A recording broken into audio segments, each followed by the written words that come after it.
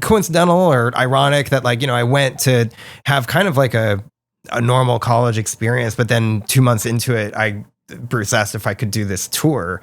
And so all of a sudden the experience Who's this Bruce we're speaking? Yeah. So I got, like the experience just became completely different. But did he literally come and ask you personally? He called me. That's kind of cool. Yeah, of course. Yeah. But Jay, didn't little Steven kind of say like, hey, Bruce, try this kid? I believe it was kind of Steve putting it out there. This is the Rich Redmond Show. So, Jim, we're doing the thing here in Spring Hill today. I'm in town for 4 days because you're about to go off on a 10-day run, right? It's so rock and roll. I mean, because us in country music, we're gone for maybe 3 weeks. Right. The longest. But I mean, 10 days is quite a while.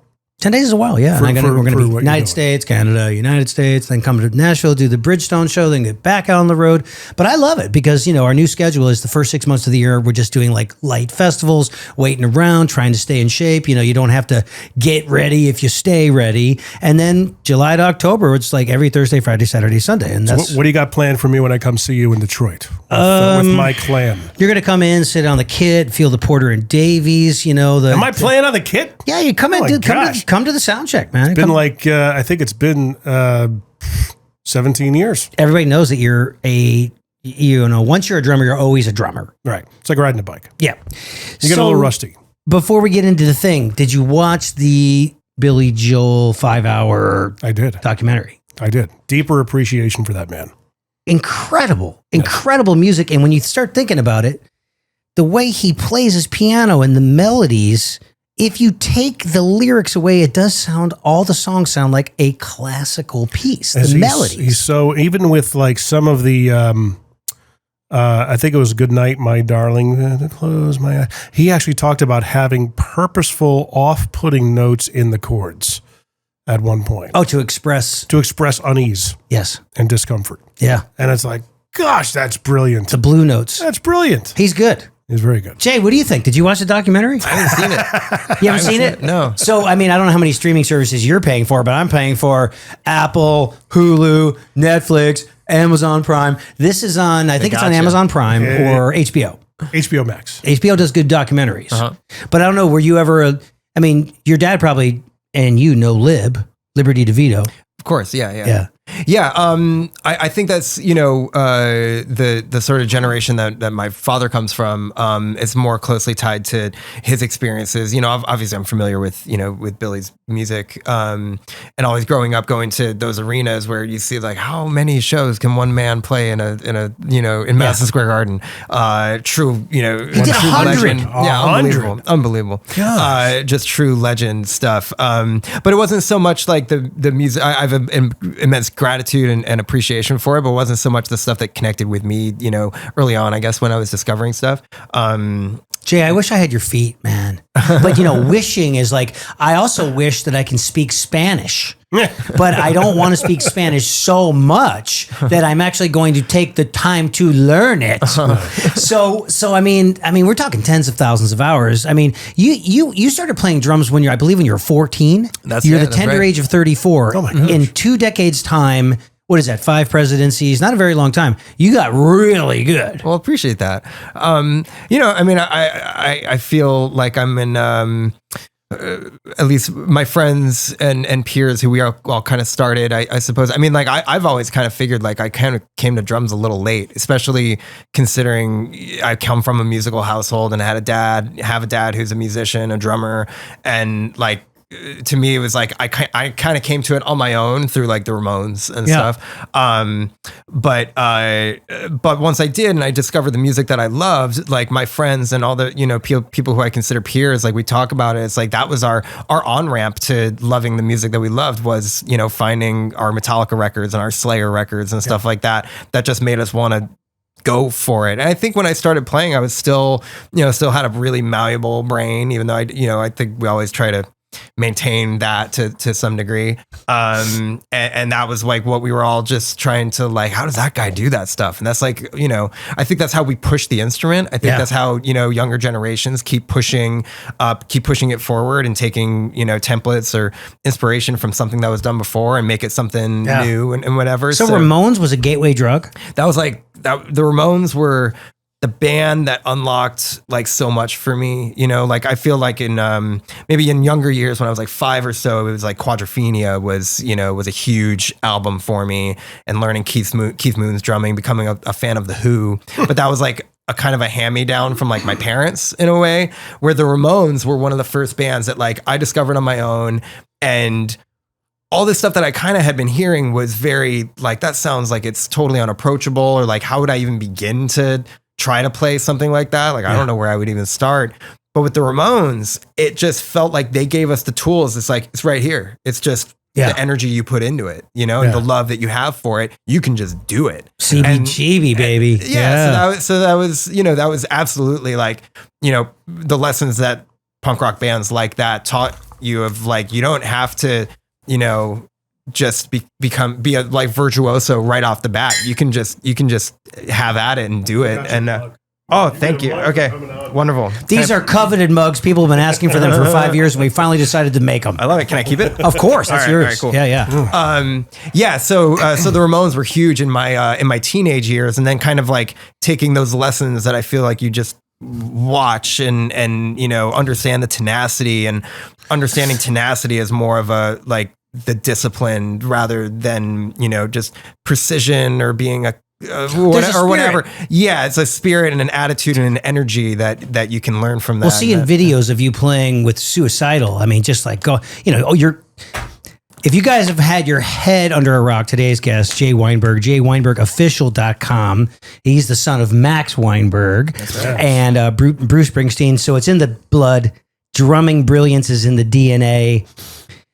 One of your first drumming gigs, you're playing at Giant Stadium, filling in for your dad. That's true. Playing with the E Street Band. Not intimidating at all. And you did an incredible job. Next thing you know, you're playing with bands like Against Me, Madball. 10 years, the drummer in Slipknot, and then just about a year now, the drummer in Suicidal Tendencies. So I'm, binging all of your YouTube stuff today. I'm watching all these interviews, and I'm watching your feet, and I'm drooling over your feet. But just that punk rock energy, you're going out. Suicidals, no in-ears, right? It's wedges, right? For this tour, actually, we did start using because I see you getting up and like throwing.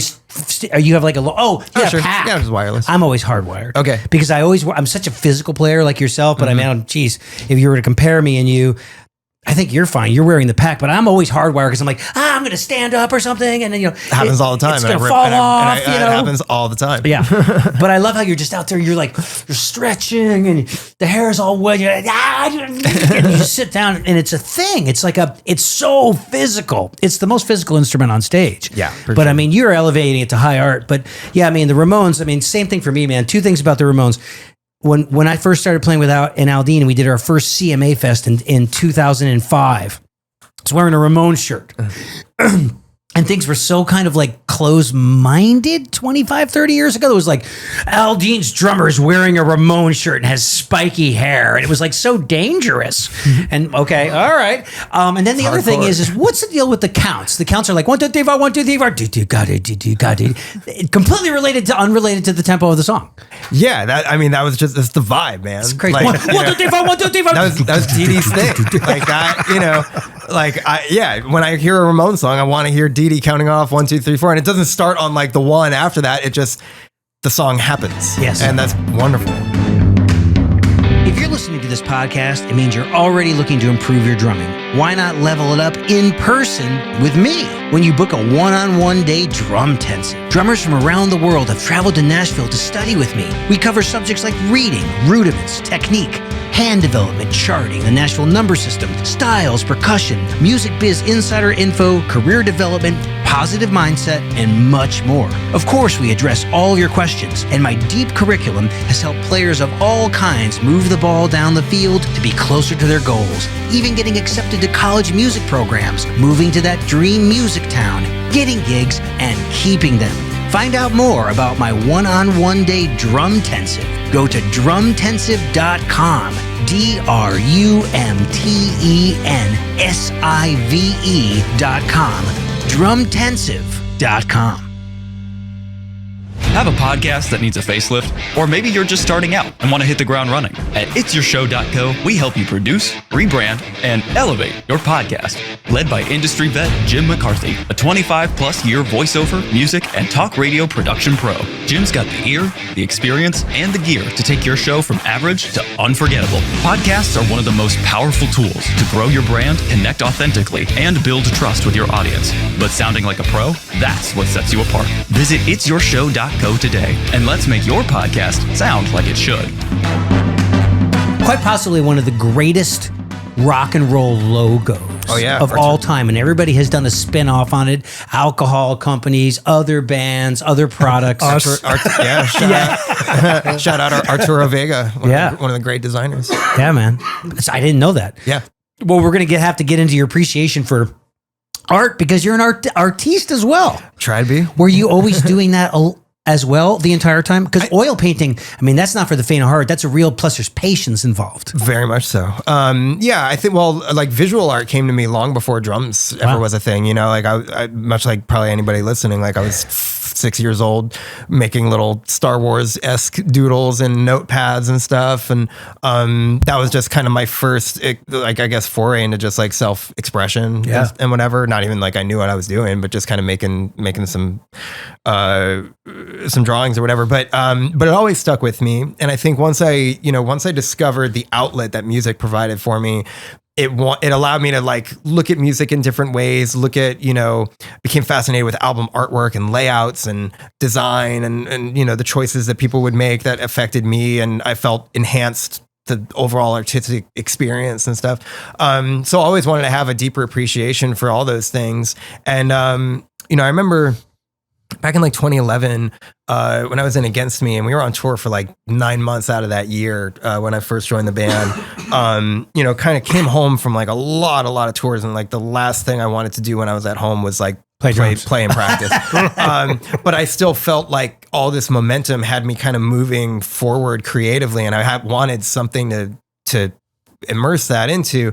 And where I was living at the time in Hoboken, New Jersey, I discovered through these like artist crawls, we have them here in Nashville, where you go see artist studios and you can like take a number if they're given lessons and stuff. And that's what I did. And so I found an amazing artist named Michelle Dahl, who taught me how to oil paint. And I've been applying that and trying to, among other disciplines, like not just oil painting, but trying to bring that into the music I make as well. So like all the drums that I play SJC custom drums. And one of the aspects that I love about the company is that everything is custom and you can do whatever you want. So I can paint my drums. And so we've done that, and we've made drum sets available for if people are into my art and want that on their drums, they can have it. Wow. And even right now, like later today, I'm working on my own solo material. I've been working on it for a long time, and guitar, everything. Playing everything. And I've now been at the point where I'm working on the artwork. And so I've, incorporating all these things, because I feel like not any one part of the things that I'm working on is necessarily finished until I feel like I've exhausted both of those aspects of things. I find that I answer problems that I'm encountering on the drums by painting. I find that I answer problems, issues that I'm having in a painting while I'm playing music. And these things are just creative energies that kind of feed into one another. Yeah, like Prairie Prince was played with the Tubes, was a visual artist. Michael Cardelloni with Leonard Skinner, he paints. Tico Torres, Bon Jovi, all paint. I'm not, I'm definitely not the first, won't be the last, but I find that it's a great tool to try to, make something unique out of. Is that something we ought to try because we're drummers? Have you tried painting? For some reason, I mean, I have tried to be creative in the arts, but for whatever reason, I end up drawing this same sick creature every time. It's like a one-eyed purple People eater? people person. No, but it does have bat wings and like a scorpion tail and like tons of like veins and these like, like 3 boobs and just 1 eye. Yeah. So I don't know. My daughter's Sounds like, awesome. Daddy, draw with me. And I'm like trying to draw. I draw like Van Halen logos and Opus from Bloom County. That's and build a cat. That's my jam. Yeah. That's And all I logos. can- Like I would always be drawing, Black Flag logos. on Yeah. my binders and stuff. Yeah. I did back in the day. I did Van Halen. Anthrax was a huge Sure, logo great to do. logos. Hey, that Bob Metallica. Ross documentary is really good too. Did you ever watch? Well, you were not alive. But Bob Ross in the 70s and 80s had the painting television show. He Yeah. had the, Yeah, they had big old the fro, big hair. and he made it approachable and sexy for people to want to try it. Yeah. Yeah, man. happy little trees. Yeah. Yeah. Of course. So now, and then did you study it officially in school at what was it, Stevens Institute of Technology? Yeah, nothing music related, but yeah, I went to college in Hoboken at Stevens. Great bagels. What did they teach? Yeah, them? honestly, best bagels in the world. are in Hoboken. Dude, It's the that's the water, whole it's the Northeast. water. It is the one. It's legit. Yeah. That's a legit thing. It is pizza too. Yeah, I'd say like for me as a New Jerseyan, I have to give pizza like New York's got pizza down, Yeah, and yes. I love New Jersey pizza. I have plenty of places that I love New Jersey pizza, but like Jersey has bagels. I will die on that hill. Connecticut's do you got great scoop them or bagels. leave them regular? What's that? You know how you could scoop I'll leave them the- regular. No, I leave them as intended. You got to have it with a smear. yeah. Well, no, I Schmear. get the vegan smear, so I don't. All Because right. I'm lactose tolerant, so Okay. I get the vegan smear. All right, hey, it Do works. you miss diners? Yeah. We only do Jersey does diners well. No Yeah. place ever does. And the diners menu well. is that thick. Yeah, man. And you can get Greek, Italian, Dude, the Middle Greek- Eastern, American, breakfast, 24/7 cocktails. There's a full bar. They got a bakery, pies, cakes. You're like, Do you know? Everything. Do you guys know the comedian Chris Gethard? yeah. So Chris Gethard he has an entire comedy album that's only jokes about New Jersey. He's a great spokesperson Wow. for New Jersey, and he has a whole bit on why New Jersey diners are the only valid diners there are, and he goes into a whole thing of exactly what you're saying. But yeah, that's a staple. I love it there, and Hoboken was great, but I also like I love the school and what I learned there and stuff. And it was kind of coincidental or ironic that I went to have kind of like a normal college experience, but then 2 months into it, Bruce asked if I could do this tour, and so all of a sudden the experience. Bruce who? So Who's this Bruce we're speaking Yeah. So I got like the experience just became completely different. But Did he literally come and ask you personally? he called me. That's kinda cool. Yeah, of course. Yeah, But I mean, Jay, didn't little Steven kind of say like, "Hey, Bruce, try this kid"? I believe it was kind of Steve's. I believe it was kind of Steve putting it out there of because they had Sylvia. as the story goes, there was this scheduling conflict as you might know between the Late Night with Conan O'Brien show that my dad had played drums on, been the band leader for, becoming the Tonight Show, this big shift, and Bruce had a tour that was starting right around the same time, and so they needed someone to cover, and I was the last child of anybody in the band to get up and play, because I came to the drums pretty late, around 14, and to me, I'm just like, if I'm playing in the drums and I'm like messing up on the drums in a stadium, like you can't just like pull me down in the mix. Like, it'd be terrifying for especially, a teenager who had never done anything like that before. I'd only played with my high school band in front of like 30, 50 people maybe. But I did it once, they kindly invited me to do it and I did it, but that was the only time I ever thought I would. But then when the scheduling thing happened and Steve had seen me play in a bar on the Lower East Side, and he, came out to support, and he was like, he'll be able to get around his head around your music. My high school band, we're playing like kind of Mastodon-ish, Slayer kind of stuff, like wild energy things. And he was like, he'll figure out how to play Dancing in the Dark. He can do it. So that was like, I think the vote of confidence that these guys and that Bruce, I think needed. So yeah, but he called me. I just started my freshman year, and we started kicking around this idea of me doing this, and it was a real shot in the dark. I mean, I had done nothing at that point, but he loved the family aspect of this. Like, we've known you since you were a little baby, Inception. So, but more than being in, going to Stevens and stuff, even though I got a great education, it was a great experience, the proximity to New York and to Brooklyn. And I was like, that's how I fell in love with so many different like creative scenes within the city. That's how I got turned on to even being a visual artist, going to galleries all the time, going to show openings, meeting artists, finding out about their process and stuff. Like it was every day for me. I don't think there was a single night that I wasn't going to a show or going to an art thing or just spending time and realizing how important like community was to me. Yeah. And then of course, things spiral and I toured all the time and had to take time off from school to do that. I eventually finished. And, pretty soon after I finished, I moved, I graduated in 2013 and, moved down here to Nashville in 2015. So, So what do they teach at that school? That's kind of got me curious. Well, it's a like MIT.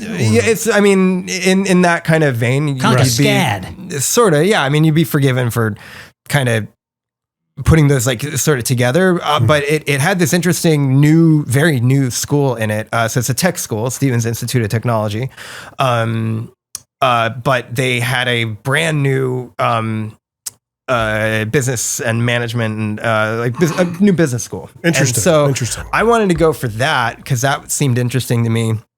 Always enjoyed, marketing challenges and like from being a teenager doing the stuff that we all do in our bands of like, okay, I gotta, we have a show, we have to make a flyer. I guess I'll make the flyer. I draw stuff, so I'll make the flyer and, I'll promote the gig and we'll get people. It's always the drummer, right? Yeah. But so, I had an interest in these sorts of things and thought like, well, I'm doing music and stuff. And it was before Bruce had asked me to play with him. So it long preceded that. But I was like, yeah, I kind of want to figure out how you approach being a musician from a standpoint of like doing it efficiently and doing it well and doing it, just like diving into it as much as I can. And I knew at a school like this, I'd have a better chance than not of like tailoring my studies to my specific, like, this is what I'm interested in. Yeah. And so what I'm learning about no Common Core general education. Oh, there's plenty of that. Yeah, right. For sure. But like I could tailor certain things that I was like, I'm going to make my senior design project about starting an art gallery and what that'll entail and all that sort of stuff. So that's like the stuff that I did. But music, but it had nothing to do with music specifically, but the school was so rad in that, 2 months into my freshman year, I had to come to my dean and be like, hey, I'm really sorry, but like, I know I just started school here, but I got this crazy opportunity and like, I want to do both at the same time. I want to do school. I want to tour and do this thing. But if you make me choose, I have to go rock. Like that's like, I have Bruce to. Springsteen called me and they want me to play. I mean, and how that is. A list of 100 songs. Oh, more than that. Oh my God. So you got hundreds, right? And he can pull it. So does the E Street Band have a set list so you go out there every night not knowing what you're going to do? Oh my God! There's a general kind of batch that that Bruce would pick from.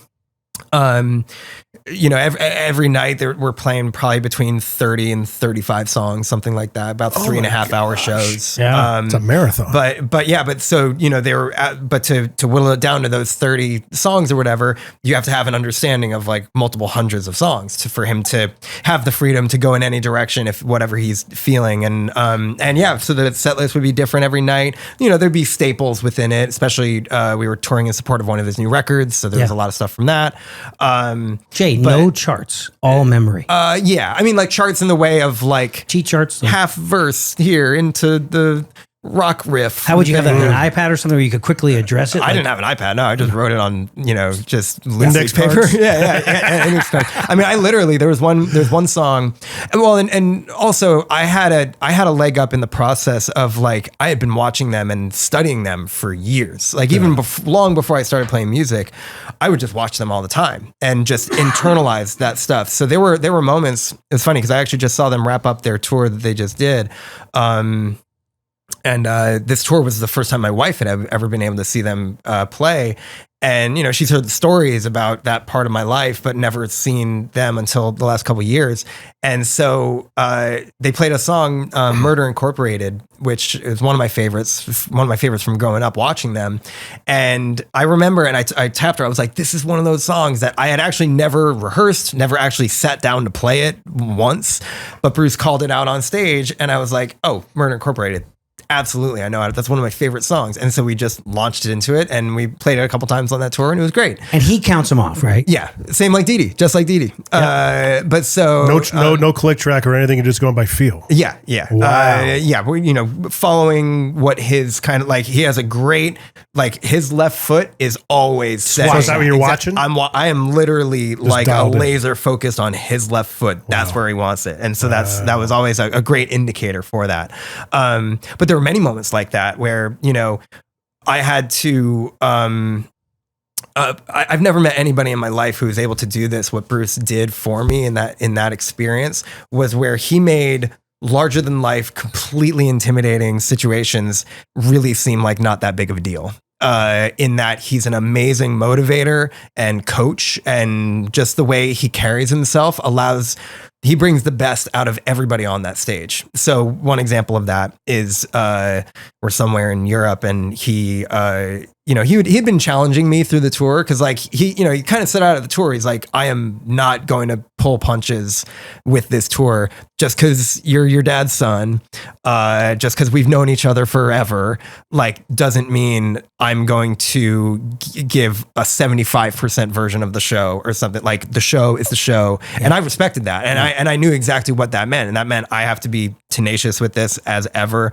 I have to be disciplined and not let my foot off the gas. I have to be studying and learning. And I've just that's kind of the approach that I have just kind of taken. Whatever. What a great foundation. It was an amazing educational experience that like gave me, it gave me everything. Those tools, all those tools were like, it was such a gift. Did Harry McCarthy tech for you? Yeah. Nice. Harry's the best. But so there was one instance we're on tour, and he would in the middle of the set list, it's just 5 question marks, just like 5 songs. I'll figure it out, and I'll just shout them out. Goes to the audience, right? Yeah, exactly. Yeah, so he created that thing where he goes into the crowd and he's picking out signs and holds them up to the band, and all right, yeah, let's Mustang go to that Satellite. one. Yeah, exactly. So I had to have that whole catalog of stuff to be able to draw from and be able to like recall it in my brain quickly.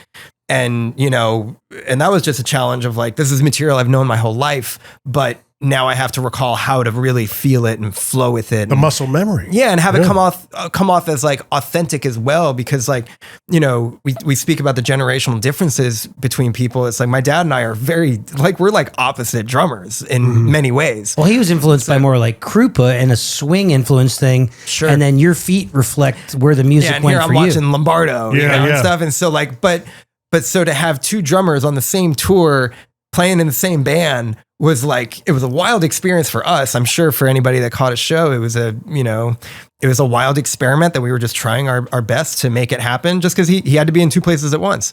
But anyway, I digress. So we're in Europe. He pulls out a song that I've never even heard of. And I don't know if it's one of his songs or if it's a cover or whatever. And he holds up this song, and all the rest of the band, they're like, yeah, let's dial that in. It's called Dark End of the Street. And I'm like, I don't know what the fuck this is. Like, what do you do that? So I was like, I don't know. But so he just kind of like, he goes like, he knew, he showed it to me, and I was just kind of like, and he was like, you'll figure it out. So and we're in front of like 60,000 people, and to figure it out. He starts the song himself, and then he just kind of counts the band in, and I play something like, okay, it kind of feels like we're going into this. Okay, and then he just guides you through the song in a very while he's singing and entertaining. Band leader of band leaders. Yeah. Just like I've never experienced anything like that, where he gives a 17-year-old, 18-year-old the confidence to be able to do that. That was such a gift. And there were many instances like that. Other times he'd, do fun stuff, like he'd pull out, Satisfaction, where I'm like, whoa, okay, they've never played that. And so I get to be the first guy to cover Satisfaction with these guys. That's fun. Lots of things like that, there was only one instance, it happened in Sweden, and it's like, I have like waking nightmares about it to this day, where he pulled out a song that wasn't in that list of songs that he had tasked me with learning. It was from his second album, The Wild Innocent and E Street Shuffle. And it was a song called the E Street Shuffle. And he held up a sign for the E Street Shuffle, and everybody else, like, they've played it many times. I knew that record, it preceded my dad joining the band. And in that era, there was lots of like wild kind of proggy arrangements, like really avant-garde kind of changes and stuff. Wow. Not stuff that you could like fake. Like you'd have to like know these very specific moments, kind of more jazzy. And so he held it up and the whole crowd is like stadium is like, yes, like they never play this. And I'm there and I'm just like, I don't know it. And I had to like let down like 60,000 people all at once. It was a bummer. They're like, but they're also, so Bruce is just like, we're going to. no, and he totally got it. He was like, oh yeah, I didn't tell you that to learn the song. Okay, whatever. We'll, find a new one. It was one of those moments, but yeah, it was an incredible trial by fire experience that like, I think set the template for then, many other wild experiences that came after that. But I mean, there'd be a bunch of guys. So, you're 18 at the time, you're, 34 now. So that would be a challenging opportunity for an experienced 35 or 40-year-old player, because at the time, it's just a challenge to learn all that material, but to be so great at it and not be rushing and dragging, you were only playing for 4 years. Yeah. Usually people that are playing the drums 4 years are still getting yelled at. You're rushing, you're dragging, you're too loud, you're too soft. You know what I mean? Sure. You just must be completely natural in your DNA. I mean, that was one thing. Like my dad, I very much appreciated that he wanted me to find what I loved about drums, just like he did, and that was on his own, And I took guitar lessons when I was a kid because he got me a guitar for my birthday, and it made it like school, and I didn't really like that. I wanted something to have fun with after school. So I kind of put it away, same with bass. But then when it came to drums, I was like, I want to play along my Ramones records, my Metallica records, my Slayer records, whatever. And I didn't want it to become something. I was like, I'm just discovering my love for this. I don't know what it is yet. I don't want to shoot that in the foot by making it something that I don't want it to be yet. So I was like, I just want to have fun with this. And then I started bands, and you work hard at it, and you write songs, and you want to play the songs well. And if there's one way to play the song well, and that's to do it the right way and stuff. So, but one of the things that I appreciated that my dad kind of gave me in terms of like, he had many hand issues for gripping his sticks really tight and many surgeries on his hands. And he was like, I want you to avoid that because that really sucked. And I don't want you to have to deal with that. So please don't hold your sticks too tight. And you're playing this kind of music where your inclination is to hold tight because you're playing a lot of notes really fast. Yeah. But please don't. And he's like, practice on your practice pad to a metronome. Like, please, that's all I ask is like, I want you to be a responsible drummer. And so that was really it. And then everything besides that was like, take those tools of like understanding playing to a metronome and please don't destroy your body like he had in those years. Yeah.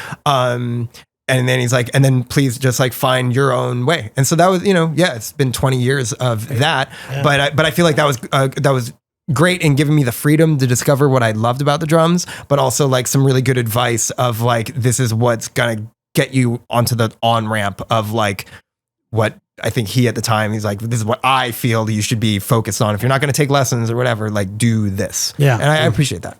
Well, the video of you guys playing this Guitar Center video you guys did where he's playing his kid and he's got, he starts doing some spang-a-lang and you're looking at him like, oh, and then you start going and he's looking at you like, you know what I mean? But it was just great. That's a conversation. Thank you. That's a great kind of microcosm of how I feel our relationship very much is, where we're like so opposite as drummers and sometimes as people that like, that was a great way to display how those things can also live in harmony. That like the yin to his yang. Well, he's got to be very proud. Thing. I hope so. And I mean, sure, you get him backstage, right? Yeah. He comes. he can come to some gigs. I get him in the gigs, but I mean, look, I'm so proud of him. Like the thing that we share that I'm so glad we get to. Like we're two drummers who he's been doing his thing for 50 years. I've been doing my thing for 20 years.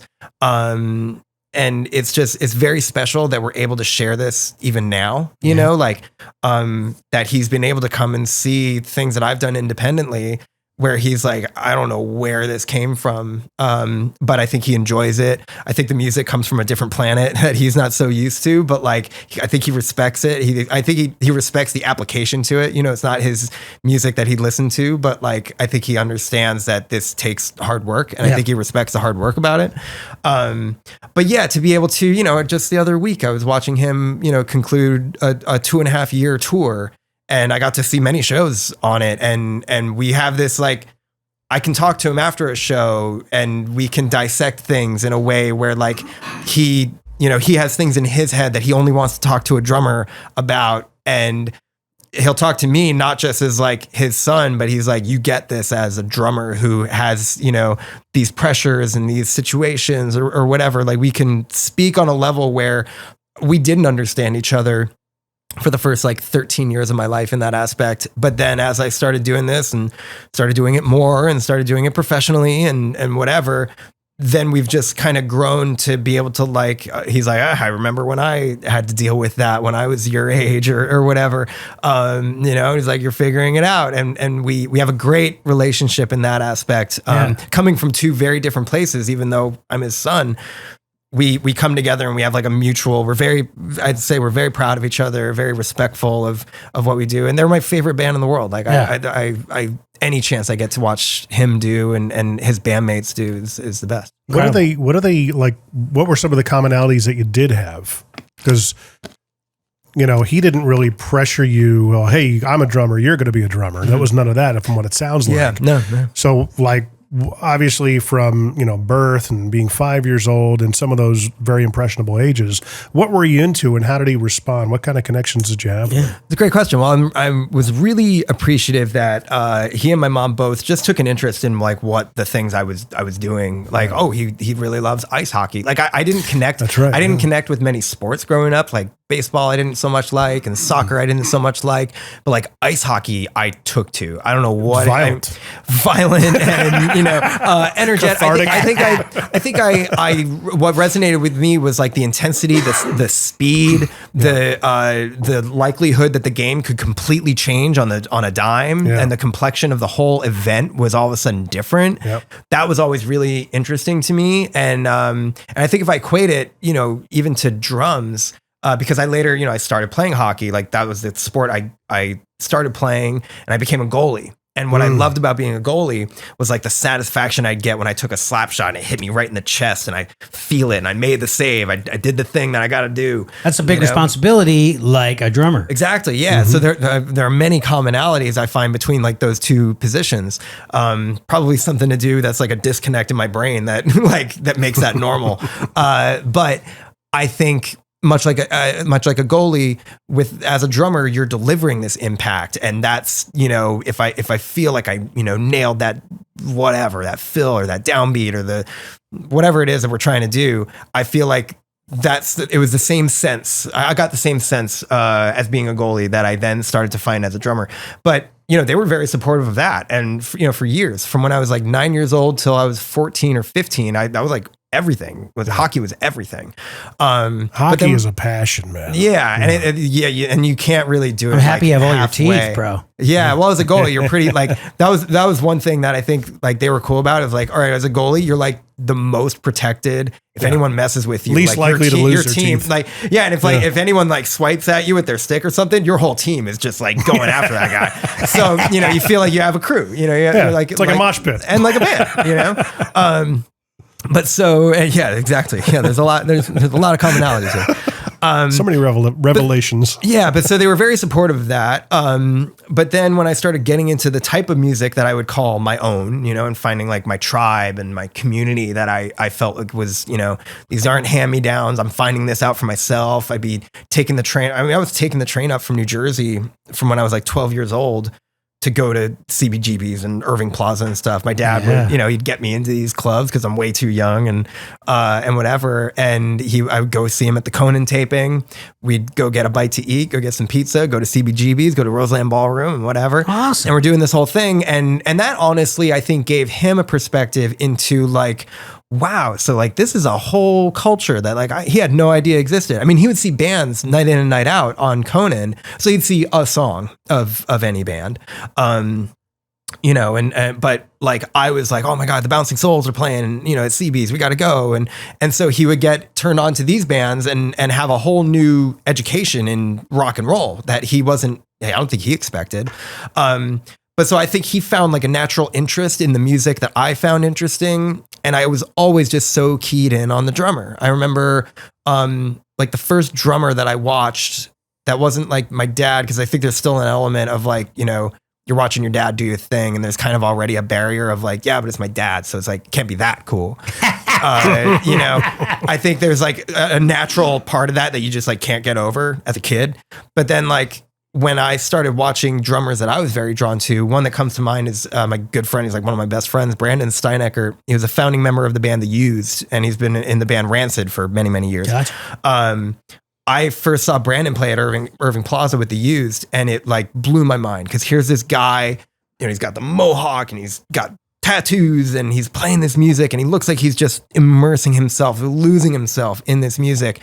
That really, like, I responded to that because I think, you know, even I haven't really thought about it necessarily, but, you know, I'm watching my dad play and you could nearly balance a book on his head. He's very studied and very composed in that way. You know, and he's got a might to his playing in that way.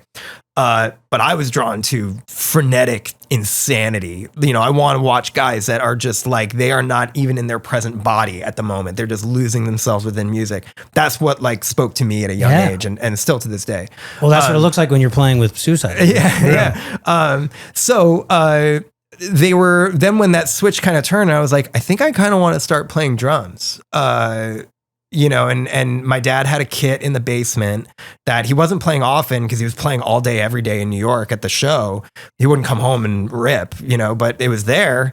And so I set up and I had my headphones and my CD player and I'm playing along to these, you know, this whatever. What was the first song you played? Yeah. Oh, it's got to be like Blitzkrieg Bop or something like that. Blitzkrieg Bop. Yeah, you know, and just figured it out. Good for your right hand. Yeah, exactly. Yeah. But it wouldn't be until like a year later that I would even allow like my family to see me play or anything. Like it wasn't until I like started a band that I was like anybody. I wanted to just work on becoming proficient on my own, to the point where then I didn't like feel embarrassed playing with, you know, like I was a freshman in high school and there was a senior in high school. He was on the wrestling team. So he was already like an intense guy. Jacked. And he had a guitar and the strap for the guitar was like a tire chain. And he was like so intimidating, but like someone just told me like, you're a drummer, that guy plays guitar. You guys should like jam. And so he was a senior in high school. I was a freshman. I didn't want to like approach it until I felt like I could hang enough, you know, and we did. And then they kind of just saw that as like, wow, okay, yeah, Jay's like figuring this out. It's music that I can't understand, but like he's doing it. And then I just like studied up on the bands that meant a lot to me, how they did their own thing. I got an amazing book that I would encourage anybody to read called Get in the Van by Henry Rollins. And it's basically, it's a documented, you know, diary entries, journal entries of being in Black Flag, and sounds absolutely insane. Get in the van. Yeah. From what, 1981 to 86, something like that. I think reading that taught me and many people who have read that, I think that the tenacity that you ought to approach music, that anything worth doing is worth dedicating every cell of your body to. And so I took that as like, these are the things that are resonating with me. And then I put hockey away because I had to make the choice. I was like, I don't want to half-ass being a hockey player and being a drummer. I got to choose one or the other, and drums is just really calling to me. And I'm glad I made the choice. Yeah. Wow, man. My goodness. Incredible. Because it's funny. Did you know I used to play roller hockey, Rich? No, I think I would keep that to yourself. You got to lace up, man. I started a hockey team in Nashville. Oh, did you? Yeah, did. So you're getting back into it. Yeah, I've in recent years. Ice hockey or roller? Ice hockey. I started I have a friend who runs bunch of friends who run a music store called East Side Music Supply. And when I lived on the East Side, we were just big hockey fans, and all these guys in bands, we all want to play hockey. So we were just like, let's start a team and run it like a band, and we basically did. And so we started a team called the East Side Hellhounds. And I stopped playing because I had a hip injury that caught up to me that I had to have surgery for about a year and a half ago. But I mean, it was all good now. But that it was something I had to address. I haven't played since, but I hope to get back to it someday. Nice. But the Hounds still play. Like, they've played in my absence and everything. There's a It's killer. one of the documentary series on, what's it called? Untold. The Untold series on Netflix? Yeah. It's called Crime and Penalties. Oh, yeah. The Have you Danbury seen Trashers. Oh, my Danbury God. Trashers. Well, you said you're from Connecticut. Yeah. That was like right. I know those Wait, guys. did you I was going to say, okay, so how well did you know them? How well did you know Jimmy Galante? I worked in a company at the time called Nikon, and I was an electrician's apprentice at the time. Okay. And they did a lot of work because they were owned by Rizzo Electric.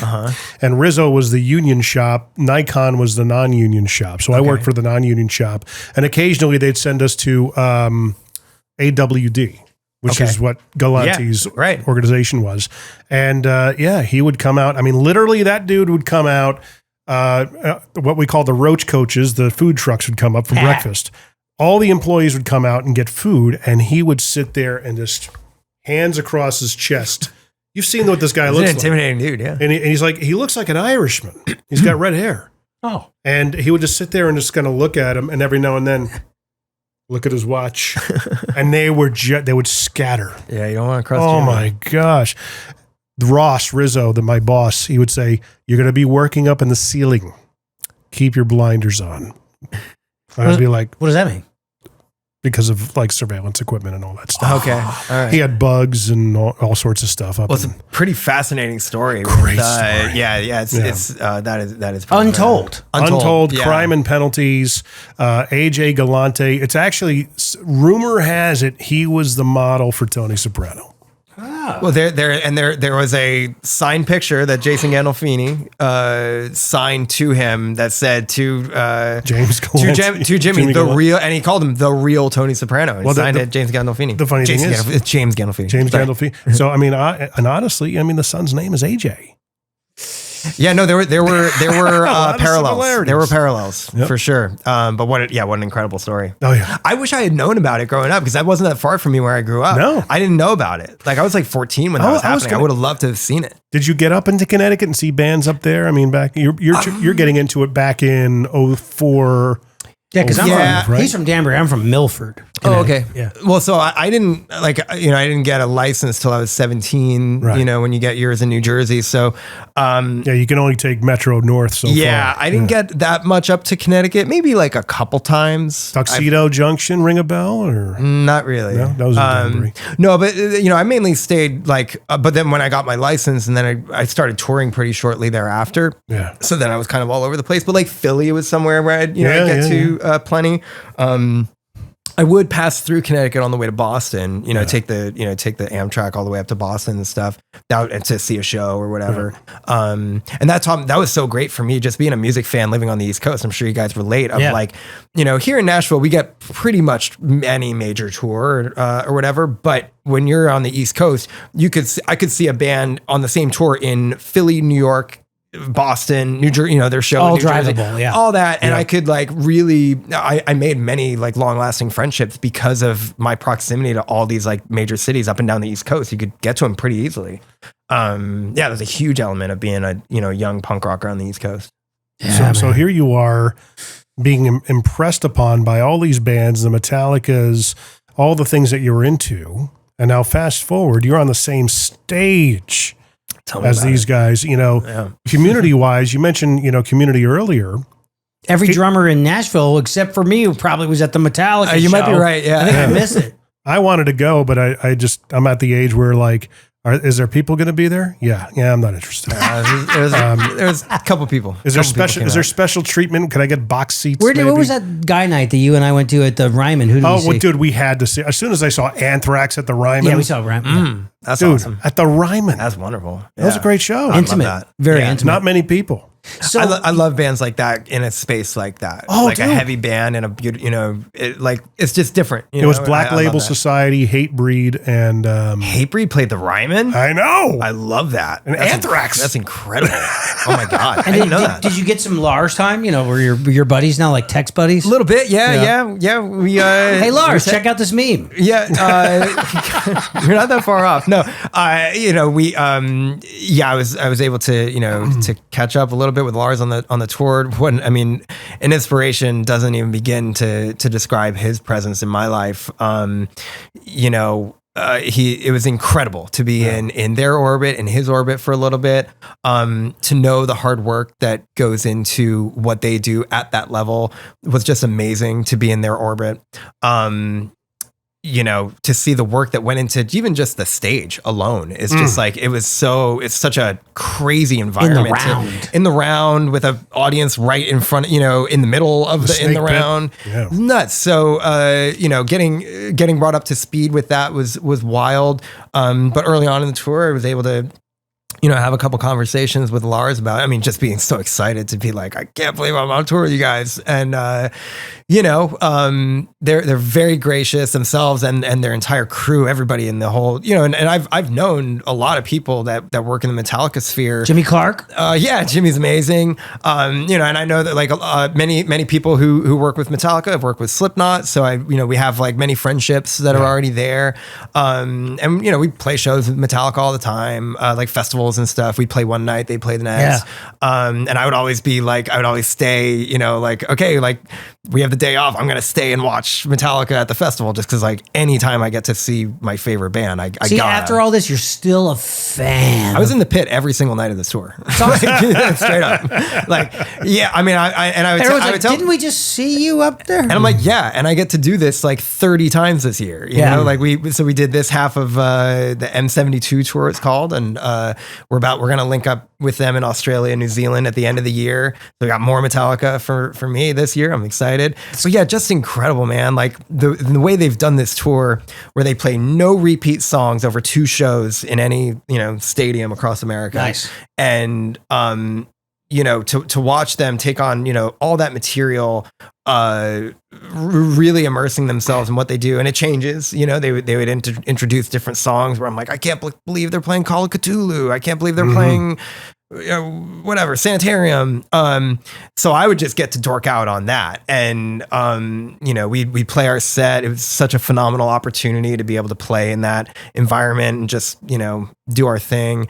But yeah, to get to, just share a little bit of time with those guys. And our bass player Ty, his father Robert, is in Metallica. So we got some great hang time. That the way they operate is so familial. It's so tight. That's what I'm saying about the community. It must be a community feel. Yeah, right? yeah. It's so everybody's super tight knit. There was the first day, so we had a load in day before the tour started, and it happened to be on Easter. And so their crew, they make special guitar picks for every show. They're kind of city specific guitar picks. And guys will play with them and throw them out in the crowd. And for Easter, they had a bunch of Easter Metallica picks, and they had an Easter egg hunt for all the crew and all the local crew. Everybody all around the stadium. That's great. And you could bring in the Easter egg, and it had something that was whatever, it had funny prizes that you could get. You had to just bring it into production, and they're like, okay, you got the blue Easter egg, that's this or whatever. But it was just for the crew and for us bands who were loading in there for the first time, just a way to get and nobody else is going to have these. We aren't giving these, they're not going to use these for a show. This is just for the load in day. We're going to make special. That is nice. They think about all that sort of stuff. And so I have a massive, culture. I have a massive appreciation for that. I love that stuff. And I would be walking in the halls during the day, and they have their practice room that's very storied, their jam room, their tuning room as they call it. And you just hear Lars just going out there on a full kit, a full acoustic drum set. Yeah. And I'm like, somebody's playing drums. I'm like, that's fucking Lars warming up. It's 3 PM, and they hit stage close to 9 PM, and he's in there warming up. And I love that. That's how I've always, that's crazy. I've taken, because I've seen that in practice, and I know that's how they conduct themselves. I've always kind of always wanted to approach things in that way. If you have the ability and you can have like your warm up set, just like be practicing all the time. And that's how this is what you get to do. This is what you get to do. Yeah. And to see a guy at that level, at this, having accomplished so many things, to still be like, I gotta push it. They gotta be upper 50s, early 60s at this point. Something around there, but you never know it. He's up there walloping the drums harder than most 20-year-olds I watch. Workout regimes, are they like lifting weights? I think they're all in great shape. I like to smoke a cigar with Hetfield. Right? That's what I was going to ask about. He's always, that's his on the taking a side puff. stage. Him coming up to play an instrumental song with a cigar dangling. I'm like, that. I mean, it's iconic. It's so badass. Yeah. Well, that's the thing, is that you see all these like fan like TikToks and stuff where he would just come down and sit in a folding chair, on the side of the stage, and they're so accessible. Well, you can't really escape anything in the round. And that's the design of it. Like, everyone is in it. And I made a joke early on in the tour. I was like, man, I hope we get to do like a show in the rain, because I've seen the shows where they're getting like poured on, and it's not like you can really prepare your gear any better than you can just try to weatherproof it, but that's it. And you're just in it. Like, if the crowd's getting wet, we're getting wet. Yeah, but it becomes a little bit of a fire, electrical. The way they've set it up, like it's not dangerous. Really? Well, I guess everything's wireless. So. Yeah. So they've figured it out to where they're like the only that like lightning, anything that's really dangerous and unpredictable, we have to stop the show. And that happened at the Nashville show. They had to pause it for a little bit. Wow. But rain, if it's just rain, we're all in it. So nice. I love the democracy of that. The fact that it's like the band isn't under some scaffolding and like, oh, all of you guys are good luck. Yeah, exactly. It's like they are just as in it as all of the fans. And, like you really feel that, when you're up there, you're incredibly exposed at literally every angle. There's nowhere to hide. And so I think they take that as like, that's the challenge, is like at every point during the show, there is zero place to hide. And I think that's an amazing thing that gets you really close to the audience in a way that you really can't replicate unless you do it like that. And so that's why it was like one of the most unique tours I've ever done in my life, because you are just right in it, and it was a wonderful experience. Well, what do you do for flexibility, mobility, cardio? You have little routines or things that you try to hit, or nothing that's like that would blow anybody's minds, of just like just trying to stay in shape and stretch, walk, be active, walk, hydrate well. Like hydration to me is like always been key. I've always found like the shows where I feel like the worst, where I'm, my arms, and I'm sure you can relate to like when your arms just feel like cement blocks. Yeah. And I'm like, oh, didn't drink enough water today, hydrated, or whatever. And sometimes you can't avoid like, your travel is such where you're like flying into a show that's a 4-hour drive to the festival, and then you get there and like, okay, you're on in like 10 minutes, and then you got to figure it out. But I like to, I think I am a creature of comfort, or like creature of habit. Like I like to have my routine, and drummers, I think we're kind of hardwired that way anyway. Yeah. And as a Virgo, I'm like totally that way, I've been told. So I like to eat the same thing if I can help it, or if I can manage.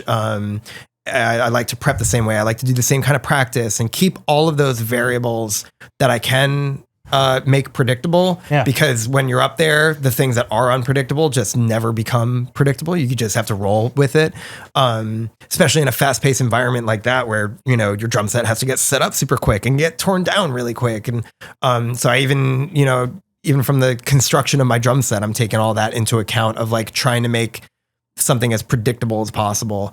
So then, like I said before, I can lose myself and still feel comfortable that I'm doing the thing to my best of my ability. What is that same diet every day? Is like eggs in the morning, and then like chicken, brown rice, salad, like super clean type? Pretty much, yeah. Because if you're up there and something's it's not fun. That's a horrible feeling. No. I like oatmeal with some almond butter and berries in the morning. That's nice. Like, that's like a lot to burn throughout the day. I like slow burning carbs before a show, like a sweet potato is really good, broccoli, grilled chicken and rice, stuff like that. That's not going to upset my stomach. Perfect. I don't want to be having like creams curry or all that, whatever. I like to just keep it consistent like that. What I know is not going to upset me. And then you're lucky in the sense that all these big time rock bands hit all the continents. So we all know that one of the greatest educations in the world is travel. Mm-hmm. So was there a funny story or a takeaway or something that you learned from hitting all these different places? Sure. I mean, what an opportunity is what I always dreamed of as a kid to be able to do, and not a day goes by where I'm not grateful for the opportunity to travel and go someplace I'd only read about or seen pictures of, and to be able to do it. Like last year I went to every continent. Yeah. And that was amazing. And my wife and I actually capped it off. We happened to have a Suicidal show in Argentina, which is the furthest south you can possibly get before you go to Antarctica. And I was like, well, we got a gig in Buenos Aires. Meet me in Buenos Aires and let's get on a boat and go to Antarctica. And so we did my that. God. And that was like, it was a lifetime, I never thought I'd What's ever. What's in Antarctica? Ice, snow, cold. But I mean, there's no hotels. Penguins? No. It's the big wall that they don't tell you. That's right. All right. No, nobody's allowed there. We all know the world's flat. Come on. That's right. All right, I'll let you guys discuss. It was incredible. It's a big nature. It's, a lot of the efforts there are like preserving nature, and the studies have been done by these. I won't devolve into just an Antarctica podcast here, but like I could. It was very interesting. But like these companies that go down there on these ships, they get these expeditions. They research, and like our presence does not disturb the ecology. It doesn't. We don't have any evidence that the penguins they're not stressed. This doesn't change their migration patterns or anything like that. Wow. So it's cool. It's okay for us to do this, and we do it intelligently and safely for the animals that are there. And you get to go and you get on the land. There's a little bit of a trail that you can walk on the continent of Antarctica. And there are science bases there for many countries, where we were. There are territories that are constantly fought over by Chile and Argentina, which is kind of fascinating because it's kind of like who decides who's what, Yeah. So it's always kind of being discussed. And the U.S. has a base, MacArthur, whatever it is, on the other side of the continent. It's like clear the other side that we were on. But that was an opportunity that only was able to happen because I was touring and got to Argentina. Yeah. And it's funny, one of my favorite bands ever, a band called Converge, they happened to have a show the day after I played my show in Buenos Aires. So I got to see my friends play their first ever show in Argentina. And like stuff like that is just like blows my mind. Is there a place in the world where the fans are extra insane? Buenos Aires, like 100%. That's wow. Like I there are many places I enjoy playing all over the world, all over the states. To answer your question, 20 minutes later, I think one of the great things, and tell me if you resonate with this, is that like you find a show in Philly is different from a show in Munich, and different from a show in Osaka, and different from a show in Adelaide or whatever. And you can start to, once you kind of like keep going down this path that Black Flag and Black Sabbath were kind enough to blaze first, and we all just follow it. You're able to find these commonalities. And, I have a favorite coffee shop in, wherever, Dresden or something like that. I don't know. But like, those are my favorite things of like feeling like through creative efforts, I was able to make what felt like a giant world, a world that I didn't know where my place was in it, makes it feel much smaller. That I have friends everywhere I go. I know people in Japan. I know people in Africa now, having played there. So yeah, like, you don't hear about Africa, touring in Africa. It's hard to get there. I never thought I would until Suicidal. We booked a show, and this was actually one of the factors that made my wife and I be like, we could go to every continent this year, because I never thought I would play a show in Africa, and we got an offer to play in Casablanca, and we were all just like, yes, and we were all just like, don't know if there's any fans. I don't even know where that is there, but like we'll go there, we'll rip a gig, we'll throw out a bunch of Suicidal hats, and let's have fun with it. Because you hear about South Africa, right, and apartheid and all that, and then you hear about Egypt, and then you Like hear the about Middle West East. Africa because of the history of the djembe. But then I don't hear a lot of bands going, "Hey, we're going to Ghana." Yeah, well, that would be amazing. You know what I mean? I would love to when you explore, you go to the places that are a little bit easier to get, and once you get there, you want to go to like the next deepest place we could go into this Mozambique. whatever. I love that opportunity. Like we last year we did I've played major cities in Brazil, Rio and Sao Paulo. But I love their metal. Beautiful people, 100%. Yeah, right? Just handsome people. One of my favorite places to ever play, but I had never played in like Florianopolis, and I never played in a bunch of these cities that we ended up doing an entire Brazilian tour where I was like, wow, I've never played 8 shows in Brazil in a row, but now I got to go to all these different places. So cool. Many things like that are just like so special, but like one that's funny that like you just have to get used to culturally is like understanding different cultural differences. Like we're saying, these shows are different in places. It's actually a funny story about like clinics. Like I just did this one in Nashville the other day. I missed it on the Saturday. Now, Jim, were you in the building at the Music City Drum Show when he Yes. did? Okay.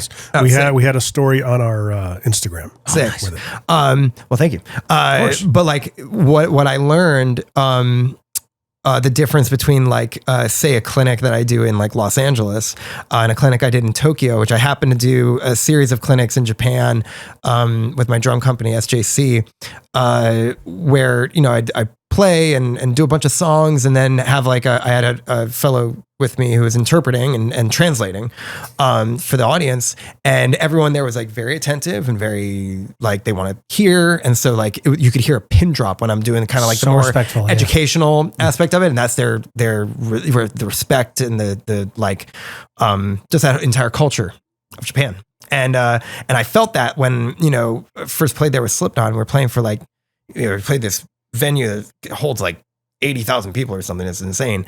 And you finish a song, and instead of just like, wah, everybody's like going crazy, it is dead silent. Ooh. And it's very odd because you're just like, you guys not digging this or what? Yeah. And I was told by someone, I think the promoter there, like, no, it's the opposite.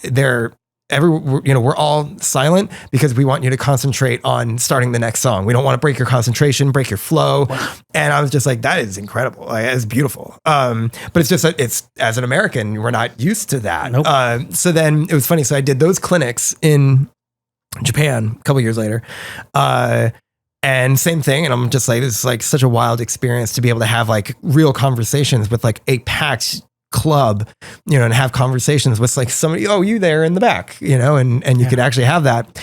And then like a week later, I did a clinic in LA, and it was just like party central, stage dives, and like I was. What was the venue? What was the venue?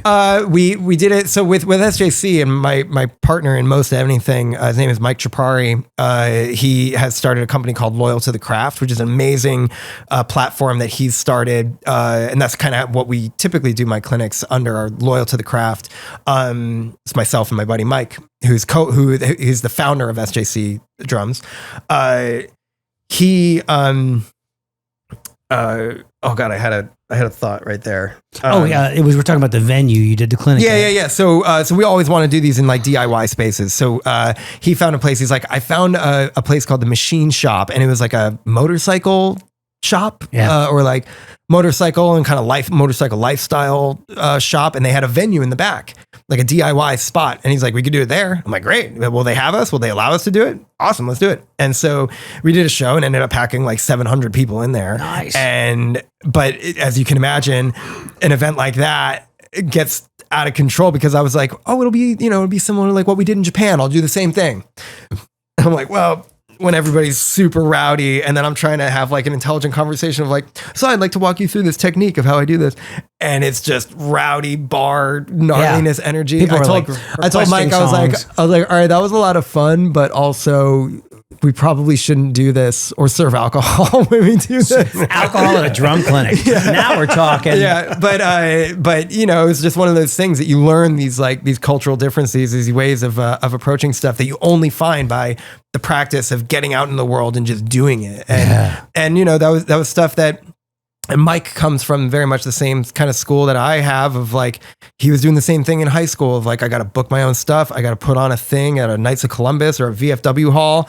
I got to do the flyer myself and, whatever. You just do all this stuff and, and now then he's got a drum company. And then that unlocks, and then he has a drum company and that unlocks the world and you're able to make the world like kind of smaller in a way, in a good way of where you're able to understand and experience different cultures. And it's like, that's kind of what this is all about. And then that inevitably feeds into your creativity down the line. Yeah. It's great, man. Crazy, man. Incredible. Do you prefer playing, like a 4-piece style kit with a lot of cymbals, with the Suicidal or the multi-tom rig? It's different, different for every project, whatever it necessitates really.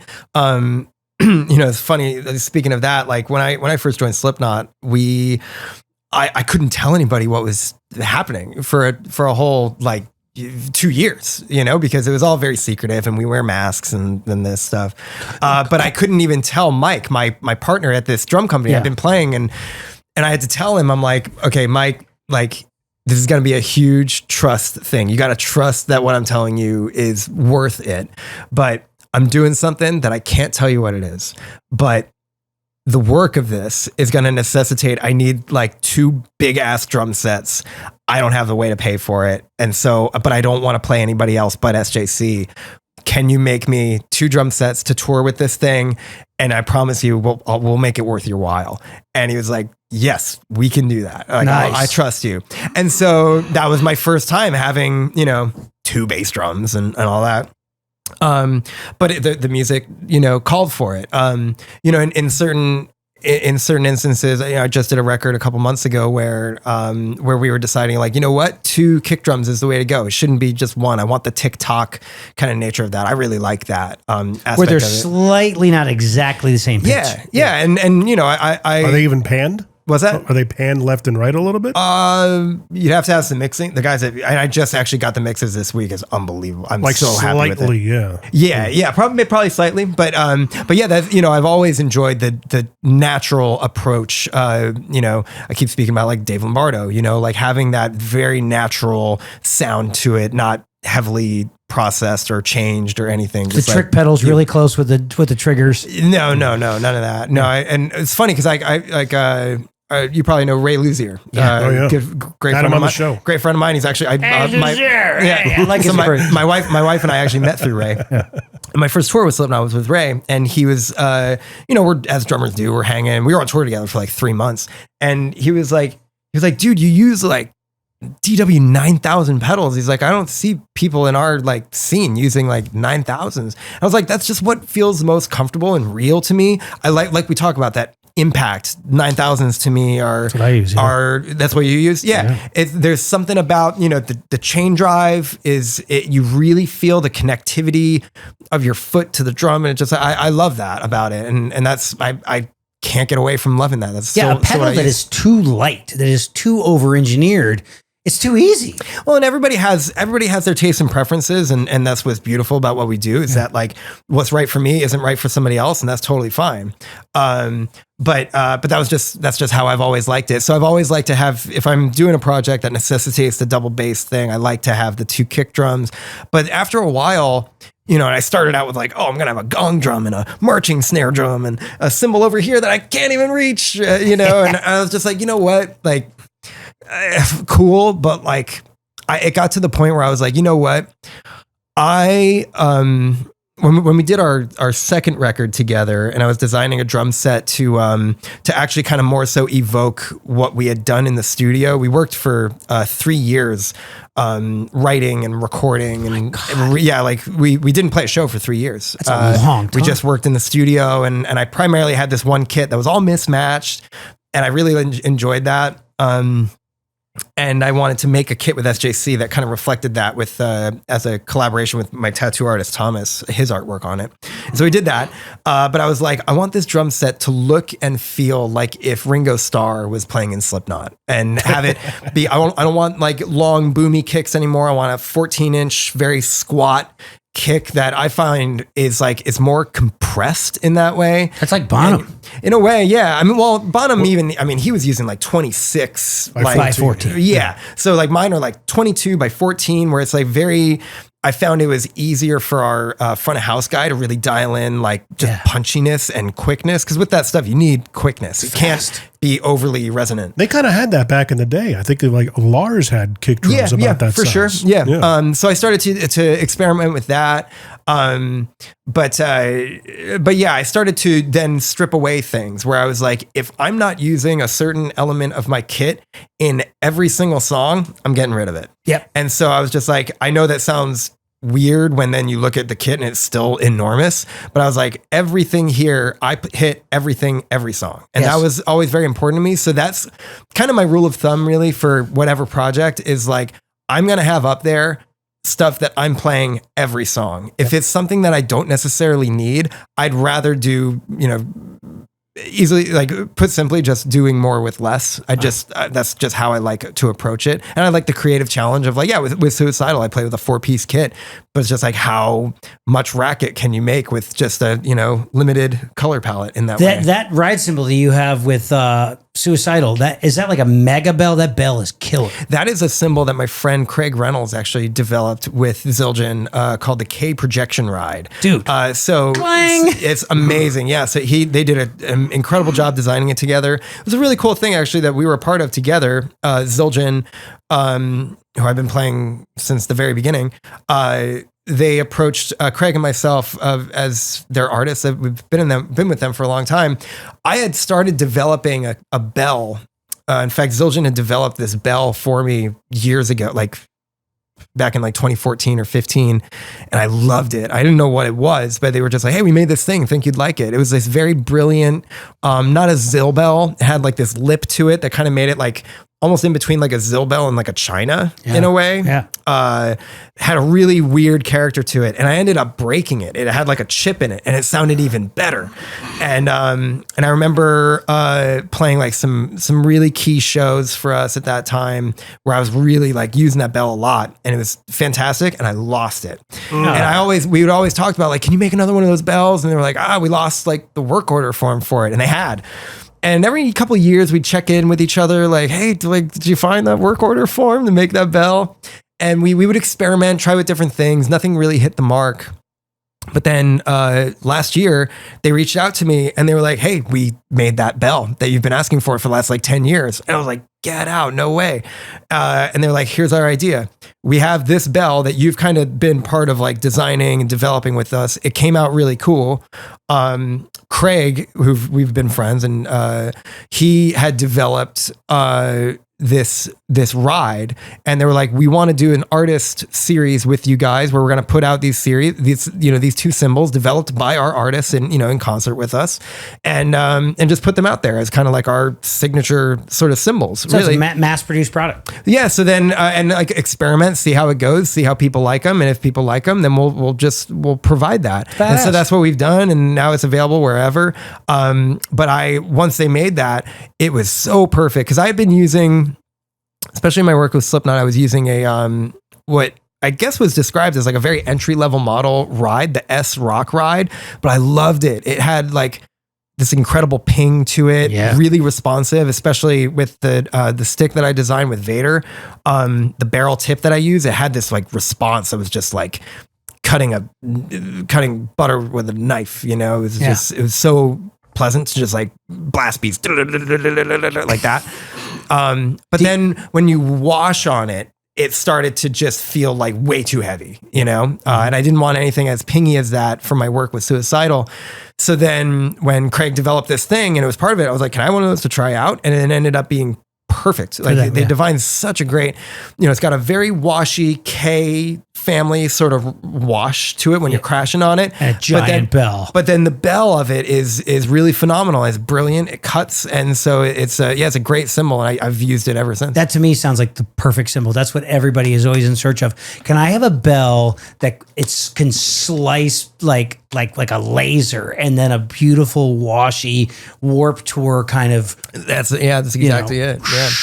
It's really. And what kind of do you use? Like gigantic stick is like a 2B kind of a thing. No, I 5B. so Vader was very kind.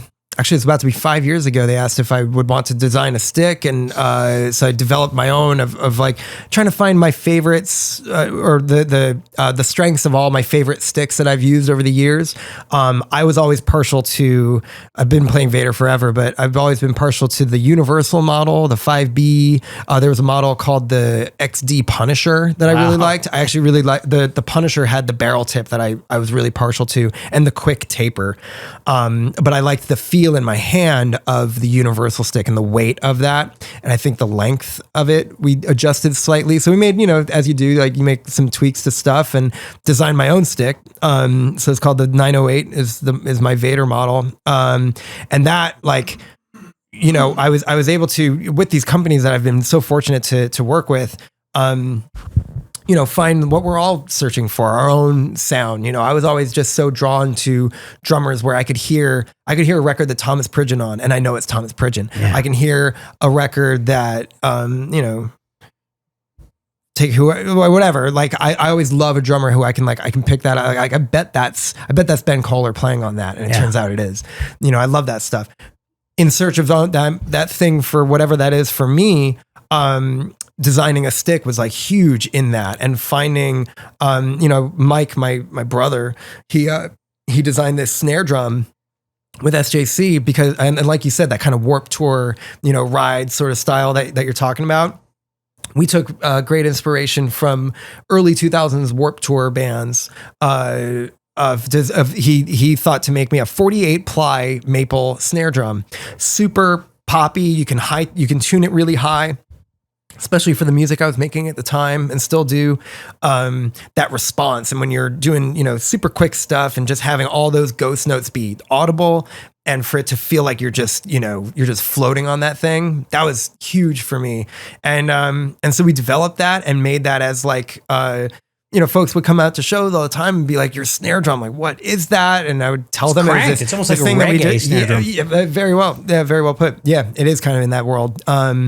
But it's still got a lot of fatness and body. Like I would hear, I didn't get to hear it in the stadiums that we were out with Metallica, but I would hear it was like, dude, that snare, it was really cutting. 48 ply. 48 plies of maple. What's the actual like thickness of that? I don't know the inches, but it's probably about 2 inches. It's probably about 2 inches thick. How much does it weigh? A lot. Probably about like 20, almost 30 pounds. Like a bell brass. The bell brass is like 30 You could equate it to a bell brass. Yeah. Oh my gosh. So, and then with SJC, we had the idea of like, look, like we do everything, you can do whatever you want.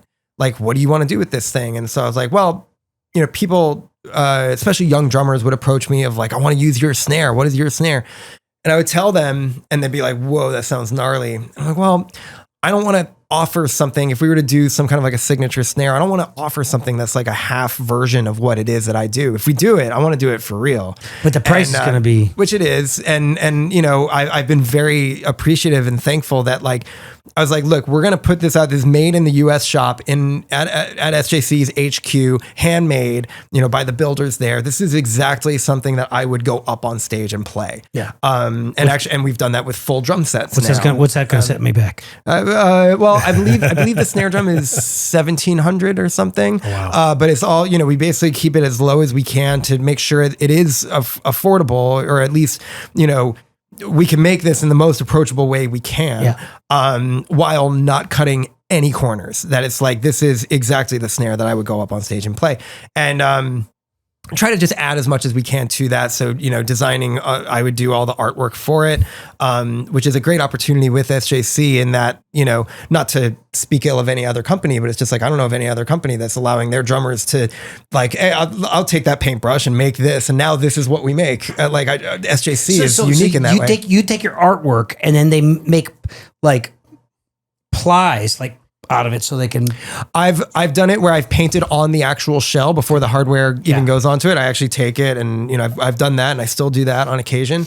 But then to have it be like a snare that we produce, I made a bunch of like unique designs that go specifically as a wrap to the snare drum. Nice. And I was like, dude, like if anybody's inviting this into my home and into their home and making the investment that they are, I feel a responsibility to like thank them face to face. And we released this right at the height of COVID. So, everybody's doing Zoom calls anyway. And I was like, humor me with this. Is there any way we could, in the box that the snare comes in, can they just like scan a QR code and we're in a Zoom like hang? Awesome, and we can Jay. just like, I can be like, you just got this snare. Tell me about it. Like what, blah, blah, blah. Live. Yeah. And we're just chatting. And so that's always been the ethos of SJC of like, it's so much a community. I've played countless shows around the world and meet SJC drummers. And they have a lot of alternative rock drummers. Sure. Yeah. Oh, and That's their thing. yeah, very much, the generation that I kind of come up in, it's very much like what we found in the artistry of punk rock and metal and hardcore. That's like, but there are many other genres that are represented with SJC. But like when I came aboard, it was a lot of guys like that. Like Brandon from Rancid got me into SJC. But anyway, but I meet guys that play SJC all over the world, and we all have some kind of commonality. Like, how did Mike get you to be an SJC artist? Like, were you I was texting with Mike today. You were texting with Mike today and stuff like that. That's like, I feel a kinship with that. Yeah. And so when folks have been so kind to invite this snare drum or the full drum set, double bass craziness into their home, I feel this connection with them and want to celebrate that in a way. So would this QR code, this Zoom thing, would be out of the blue? It would just, your phone would ring, or you have to set a time? It would like schedule it. It'd be like, you'd like scan it and you could I would have like just availabilities. Like a Calendly. Yeah. We use Calendly. Yeah, exactly. So, and that snare drum was very much designed with the, what we grew up loving, the Travis Barker, Adrian Young, Chris Hornbrook, those kinds of like, I grew up going to the Warped Tour and I would hear that like gnarly snare that would just cut through everything. You hardly even need to mic it. Spiderwebs. Yeah, exactly. So applying that to a heavy metal context and the speed of it and the energy and just the ferocity of that drum, I've been very fortunate to work with these companies to do like a drum, a cymbal, drumsticks, and it's like, damn, now I'm like, I can hear these things all kind of come together, and I'm very grateful for those opportunities. That's amazing. Jim, you know what? This seems like a perfect time to ask your question. My question? Yeah. I was actually going to ask about you asked about whatever you want. getting into like, the social media aspect of things. Yeah, how did you get 1.1 million followers for a drummer? That's like a celebrity actor. Formidable. That's amazing, bro. You're 600,000 followers behind Lars. He's got 1.7. Dude, that's incredible, bro. Kudos. I guess I just kind of don't look at those things in that way. Like I'm just very appreciative that anybody's like into being along for the ride that I'm along for and doing stuff and being creative and drumming with intent, drumming with and wanting to share that. And I had heroes just like if I'm trying to connect with a young drummer, let's say, I had guys that I was looking to connect to like that who paved the way for me. So I understand that feeling. Even though I don't necessarily feel like I occupy that space myself, I understand the responsibility of that. Sure. And so, I would look to guys that like, my friend Ben Kohler, who I've mentioned, Converge and many other bands. He was the first guy I saw who wore a chest harness with a GoPro on it. Yeah. And he's doing this thing and he's playing Converge songs. And I'm watching him. I feel like I'm like in his head. It's awesome. Watching him do this thing. You can find it on YouTube. His POV. Was it? Yeah, his POV. And you can watch these videos on YouTube. It's absolutely incredible. And that got me to think, I was like, I want to do that, but like in my own kind of way, and get like a couple GoPros and start to do, if I'm doing a fill over here on the kit, it'll cut to that. And if I'm doing a fill over here, it'll cut to that. And so you got to edit them. Sure. But like what, whatever. It's all part of like, to me, it's just like, we're just making stuff. I don't so much delineate between like the creation of a song or the creation of a painting or the playing of a show or the editing of a video. Like we're just sharing what we do. you know? And so that's just kind of always been like, I just want to take something that feels like a natural thing I'm being like called to do and share. If I'm excited and proud of something, you know, proud of a body of work or proud of a show or a song I played in a show or a tour.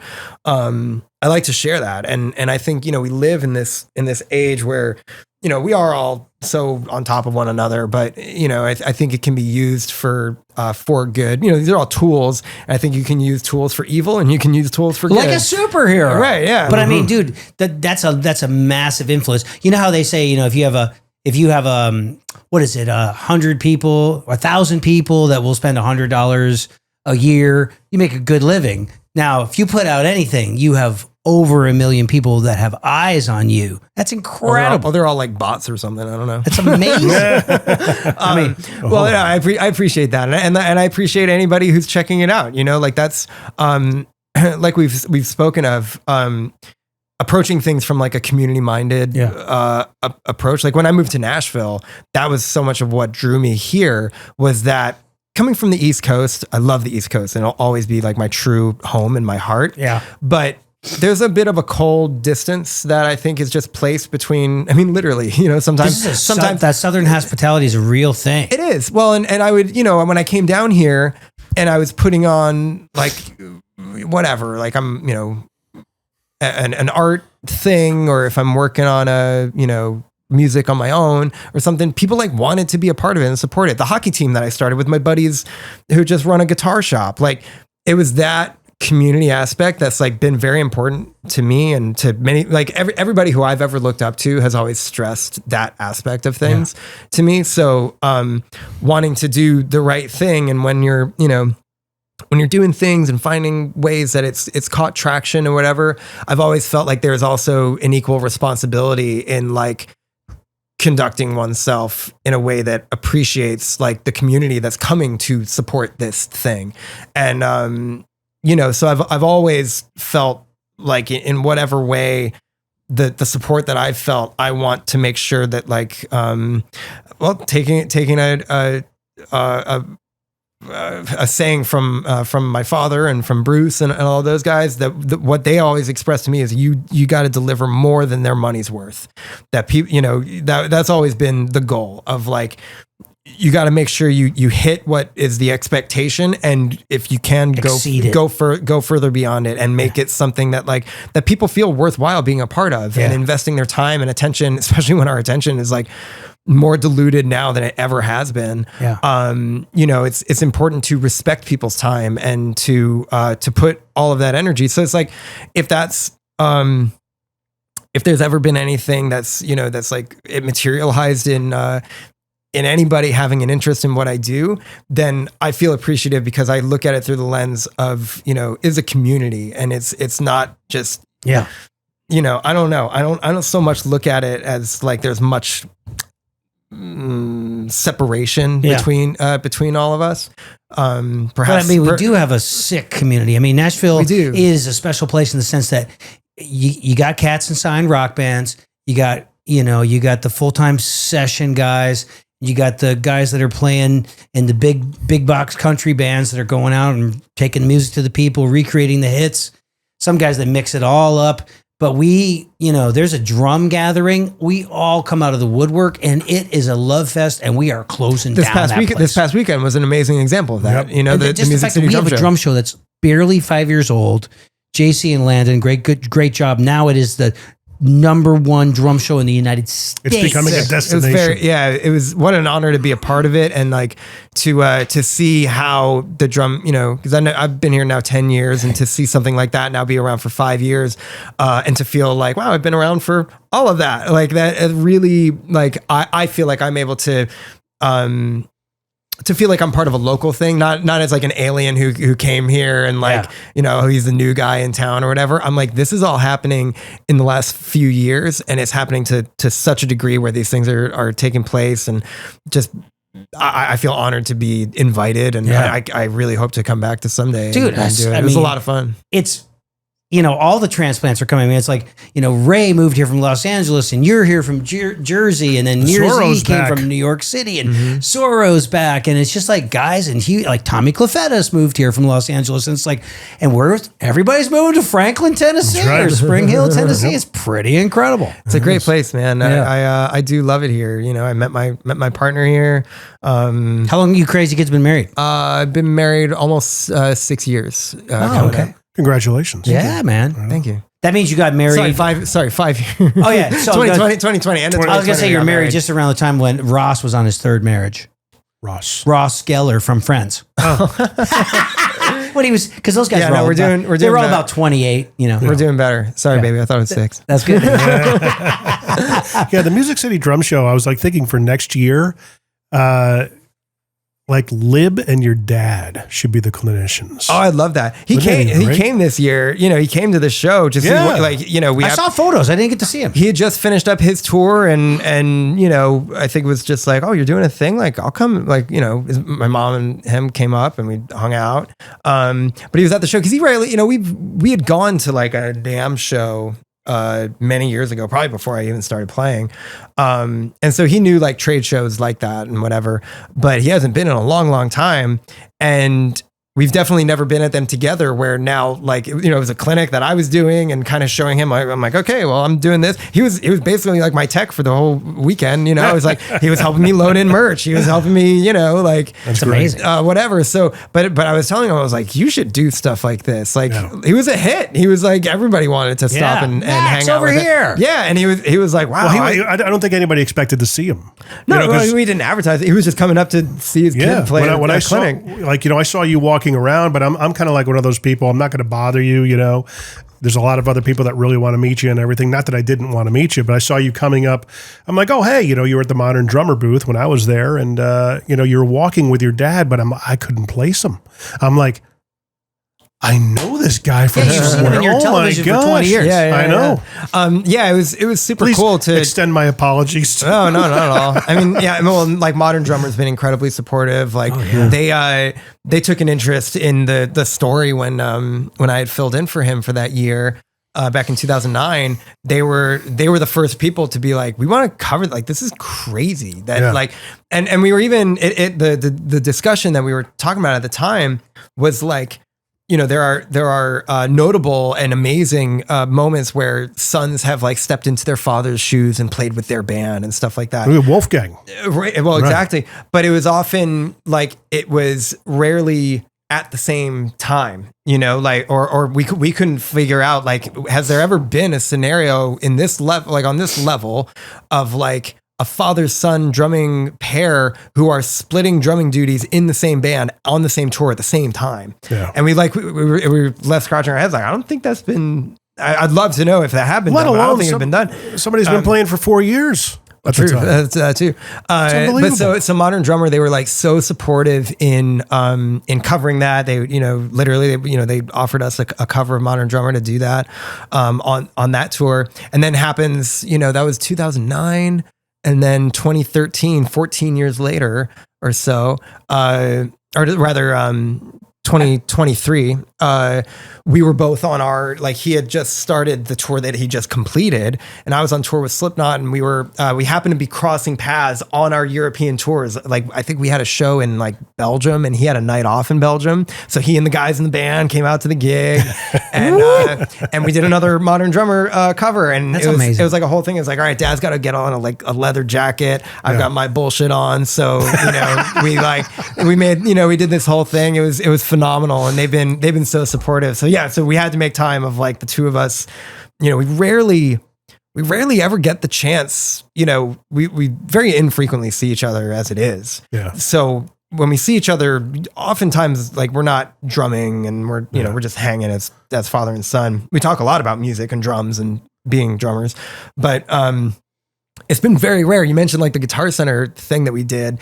Like, that's one of 5 times we've ever like sat at the drums, and like played together. Yeah. We've very rarely gotten able to do that. We did it once. Guitar Center has been a big proponent of this.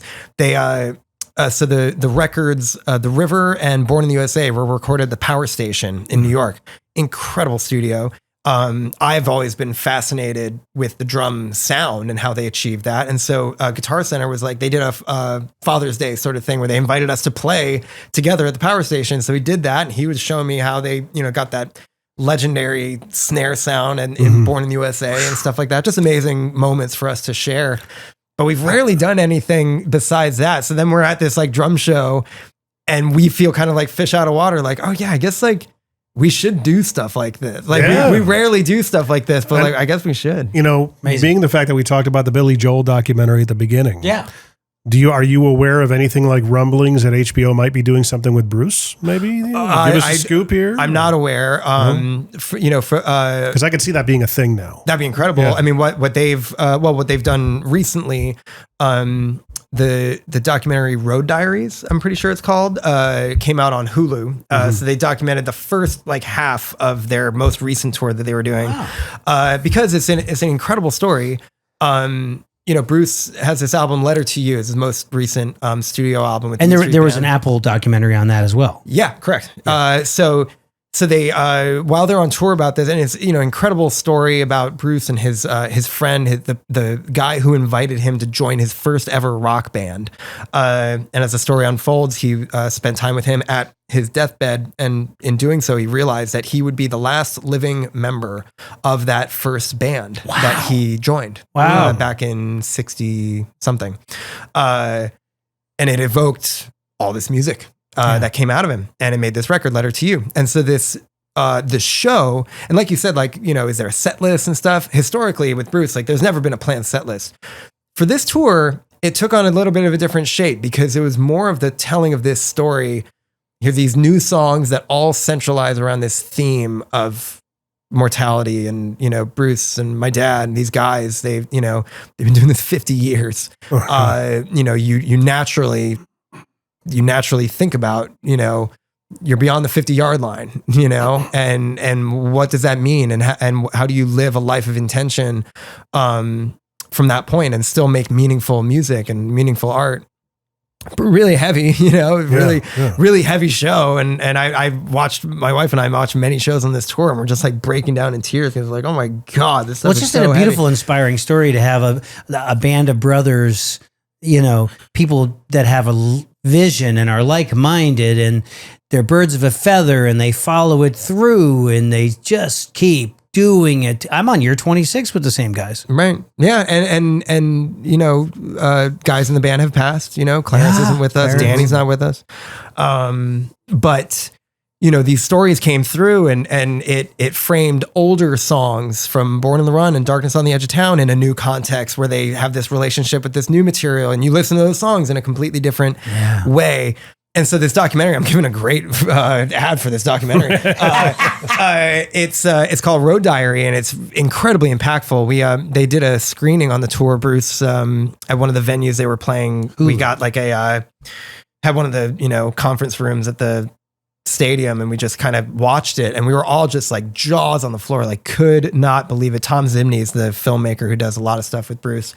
Just incredible. So there's that came out maybe a year or two ago, and there's this film that oh my God, I have to tell this story for the first time.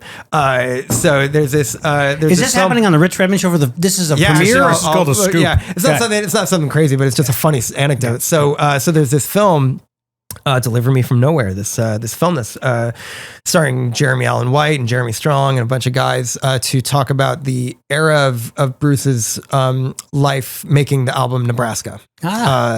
Very stark album. It's really, the polar opposite from your, stadium rock, Born in the USA bigness. It stripped it, in equal measure, made it very tight and personal and intimate in that way.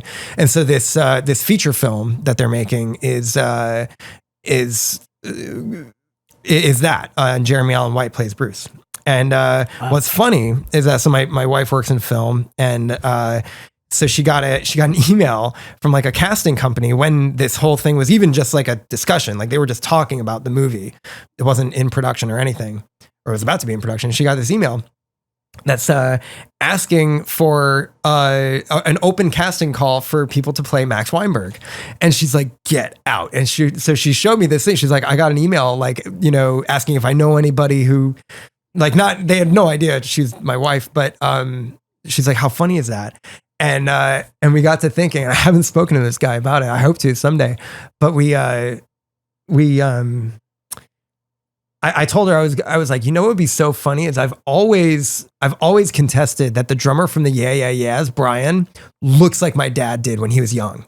Like they just like share, like you look at pictures from my dad from like the 60s and the 70s and stuff. I'm like, there's a resemblance there. Did you get this guy the gig? So I told my dad, I go, hey, so Chloe just got this email. If you have any way to like put in a, like, hey, I'm the guy that, you're casting someone to play me in a film. I understand. Like, get this guy. He looks like me. He looks like me when I was younger. And so they cast this guy in the film. That's awesome. We've never met, but I knock on wood, I'm pretty sure that's how like things unfolded. But that's this amazing film. That's, all of this stuff to me in the E Street world kind of, and I think E Street fans, like I am one, and I feel like we all have kind of our pulse on this documentary and this feature film and the tour that just wrapped up and stuff. I'm very much a fan of all of it and stuff. So I'm just eager to see what they do with it, how they tell this story and whatever. I hope that answers your question. I don't know. Yeah. All right. It'd be pretty cool to have someone, play you in a film. Brian, hit me up if that's actually what happened. Hit me up because that's such a funny story. But that's at least from how we remember it. Like we got this casting call email and we're like, that dude should play you. That is crazy. And so, not to beat a dead horse, but skincare has got to be easier now because you don't miss the mask, do you? I mean, well, I'd honestly say wearing a mask. I had the best skincare of all time because I'm constantly cleaning. I'm constantly so sweaty. Well, it's like exfoliating in the on the inside of it. No, I was constantly cleaning my face, so I had like the best skin of my life. Now, did you have like multiple masks because they get disgusting and sweaty? Or I only had one because I at the beginning I only thought I could only ask for one. I didn't know I could have to have a second one. Wait, you guys have multiples? It was so gross and like I heard that they could get up and walk around by themselves. These masks, they were just so. Oh my god! They smelled. The guys would throw up on them, and they just put them in the case. Gross. Yeah, and like it would fabric would start to fall apart. So I'm like gluing it, but then like I glue it before a show, and then I think the glue dried, but it didn't really dry. So now it's like glued to this part of my face or something. There was actually one time I made a new mask after I figured out that I could, I have another. I was designing a new one. It was weird because we were working on a record and we put out a song in the middle of a tour that was like supporting the preceding record, but we had this new one in the can and it was like, it had been done for like a year. And so I've been working on, with every new album, there was a new mask and a new vibe, new thing, whatever. So I'm designing this thing and we happen to have a show in the LA area. The day we're releasing a new the first single from this new album. And I just happened to visit the mask maker who I collaborated with for a couple records. Really cool dude, does a lot of like horror movie special effects sort of thing. And I was like, hey, we have this show. Come out to the show, but like, can I come to the shop? Can I check out the new mask? The creature shop. Yeah, because we're getting. Oh, and he has like amazing stuff there, just incredible.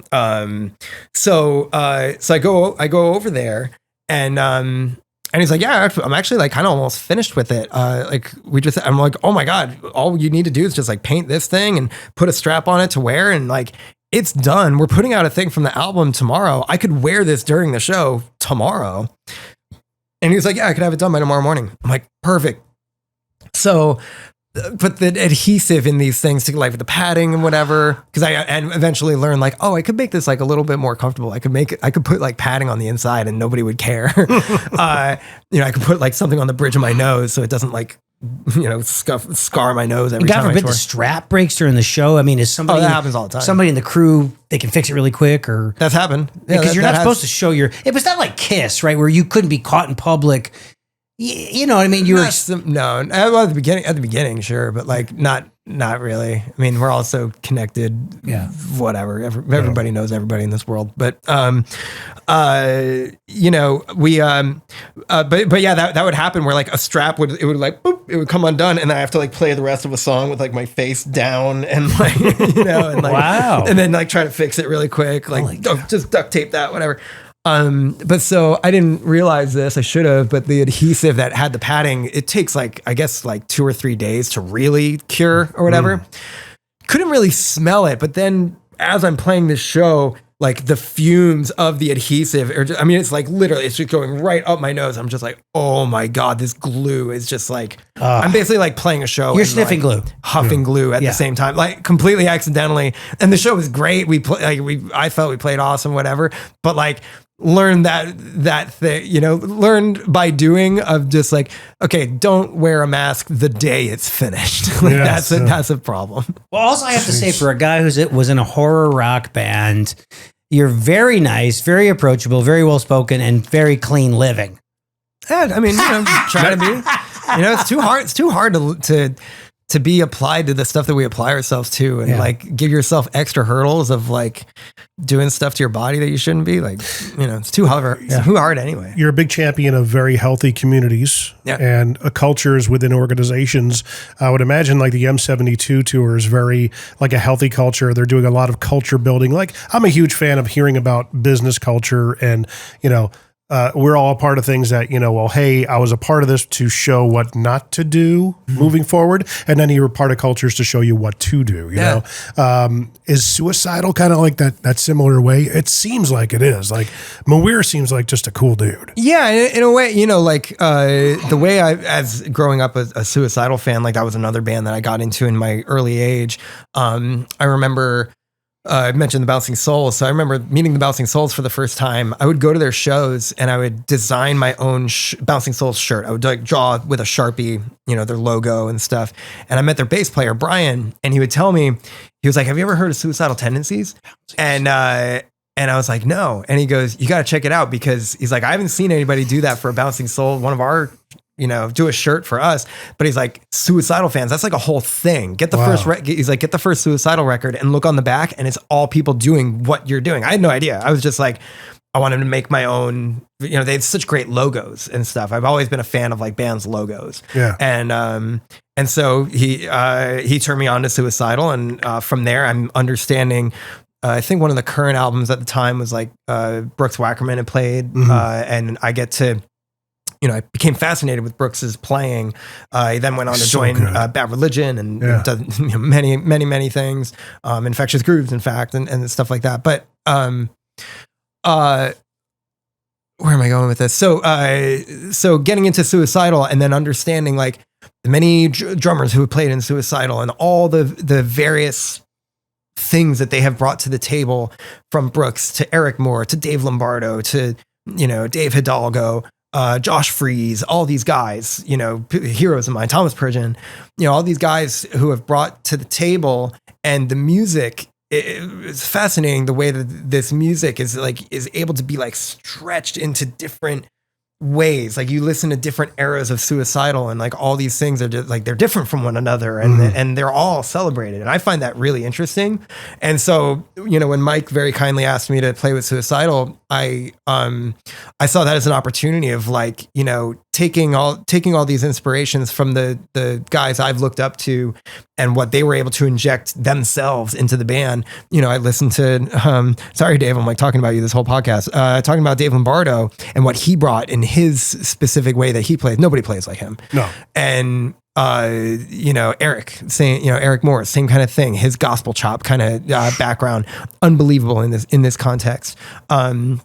You know, Brandon Pertzborn, who's gone on to now play with the Offspring, that sort of stuff. It's very like we're talking about community, you know, and it's like the community of Suicidal. I've always felt like, you know, I played countless shows together with them, you know, over the years. That's how we met. The first time we met was when we were on tour together for a couple months in the States, and then in Europe. We actually went to Russia and played a show with Suicidal. That was pretty amazing.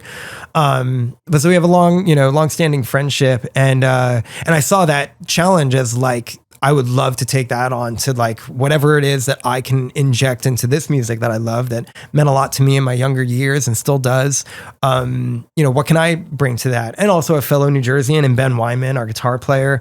I looked up to Ben, in his work with the Dillinger Escape Plan since I was like a teenager, and so to be able to have, stage time with him, and he's jumping off my kick drum every song and stuff, like it's a blast. And there's a history with of Suicidal with Metallica. They were both managed by Q Prime in the 90s. There's amazing footage. I think it was a show in Madrid, epic Metallica tour, height of the Black Album stuff happening, and Suicidal playing with Robert Trujillo, Ty, our bass player, his father, playing in the band when he was about Ty's age now. And, just like incredible lineage, friendships, families, spanning generations and stuff.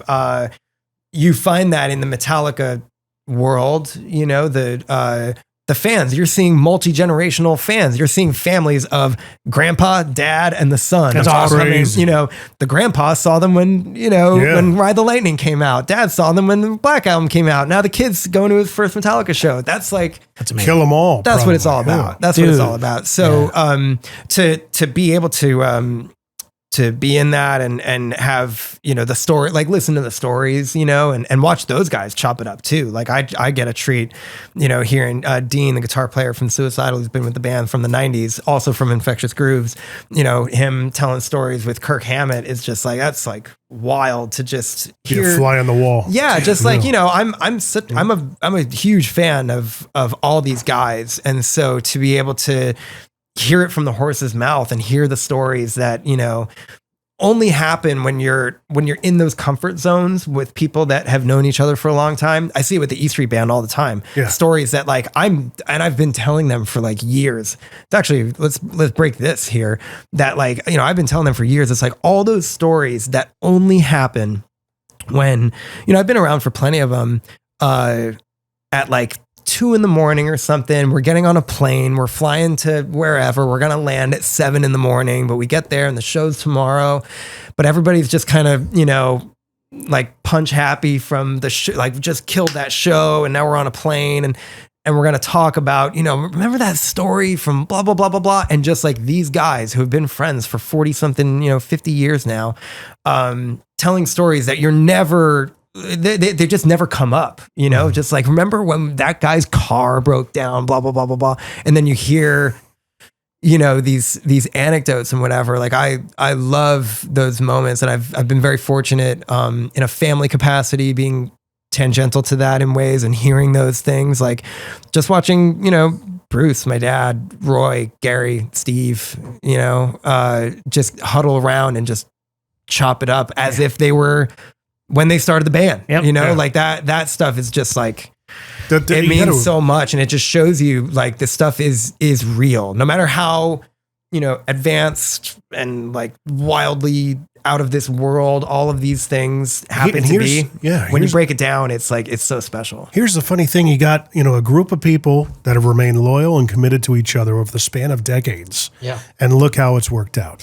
Yeah, man. I commend those guys that keep it together. And it comes from the top. Yeah. Oh, yeah. Oh, absolutely. You're absolutely right. With the leadership of somebody like Bruce, like he'd be the perfect motivational speaker. He really would, because you're saying he's a motivator and he's a leader and he brings out the best of people. It's pretty incredible. It's an incredible thing. Good motivational speaker, but I think it's even just all the unspoken things and the way you conduct yourself as a professional and enable the people around you to do great things. Like that's true leadership. Yeah. It's a pleasure to see with those guys. But like you said, culture minded, you discover the things that help keep people together, keep people inspired and motivated to chase this ambiguous thing that we're all chasing. Called excellence. And the thing is, the audience picks up on it. I think so. They really do. Sure. Yeah. And that's why they're such ravenous fans. Yeah. Have you ever seen him live? I've never seen Bruce live. Oh man. I saw him. But I know that I have to pee before, because that's a long show. Yeah. I saw them when I worked for radio. He did like a 9-show stint at the Meadowlands back in the 90s, late 90s, and we went to one of the shows. It was a blast. Well, I sure hope I can, you know, and the funny thing is I also really enjoyed watching your dad every night. And a matter of fact, I commissioned the theme of song of this show. I commissioned a composer friend of mine. I said, write me a quasi Conan theme. Nice. And, you know, he did. Yeah. Bump, but like little Krupa type things, the shout chorus, and I recorded the theme at DW in Oxnard. Amazing. Yeah. Oh, that's so cool. Man, the stories from the show too of like. Do you have the same like relationship with Conan that you do with Bruce? Not in the same way. I know Conan, but we, I wasn't around all that much. I mean, the show that they were making was very inappropriate for a kid of my age at that time. Masturbating bears. Yeah, it's like, well, we're not going to show little kid Jay that right yet. But also the show ended, when I was like 18 or whatever. So, and then Conan went on to do different things. But like, the stories of how when they go back to the early 90s, and my dad had this idea of like this Doc Severinsen inspired approach to late night, because obviously Paul Schaefer and Letterman had success with what they did. But my dad was like, I had, and they met completely on accident. Actually, they this incredible story about how they ran into each other at the Carnegie Deli in New York. And my dad basically on the spot, he just like pitched what ended up being the Max Weinberg 7 and this the big band swing kind of approach to the show. They had a conversation on the side, on the sidewalk about that when Conan was first taking on the late night program. But man, what an incredible. I was definitely lucky to be able to go up and, when I was a teenager or whatever, I'd be able to go and kind of observe that working environment and that studio specifically at 30 Rock. What an incredibly collaborative, energetic, everybody was on top of each other, much like SNL, SNL was 2 floors above. So all those floors are they have the same kind of energy where like the ceiling is really low and the hallways are really tight. And I think that allows for a lot of like creative energy.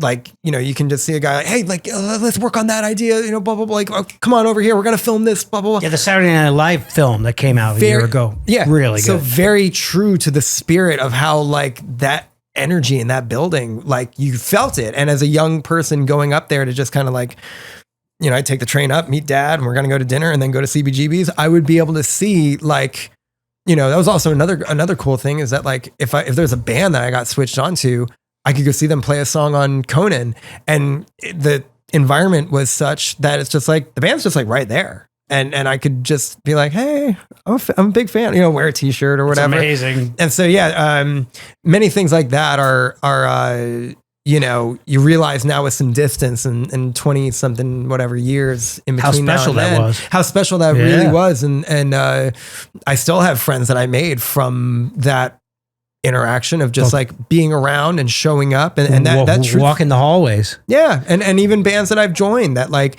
it was cause it's just like, he's the dude that just kind of comes to every show and he's just on the barricade screaming at us and he's a big fan. And, it's always just been, the community is very important to me. And I got like, I had a great community that I was introduced to in that way. Yeah.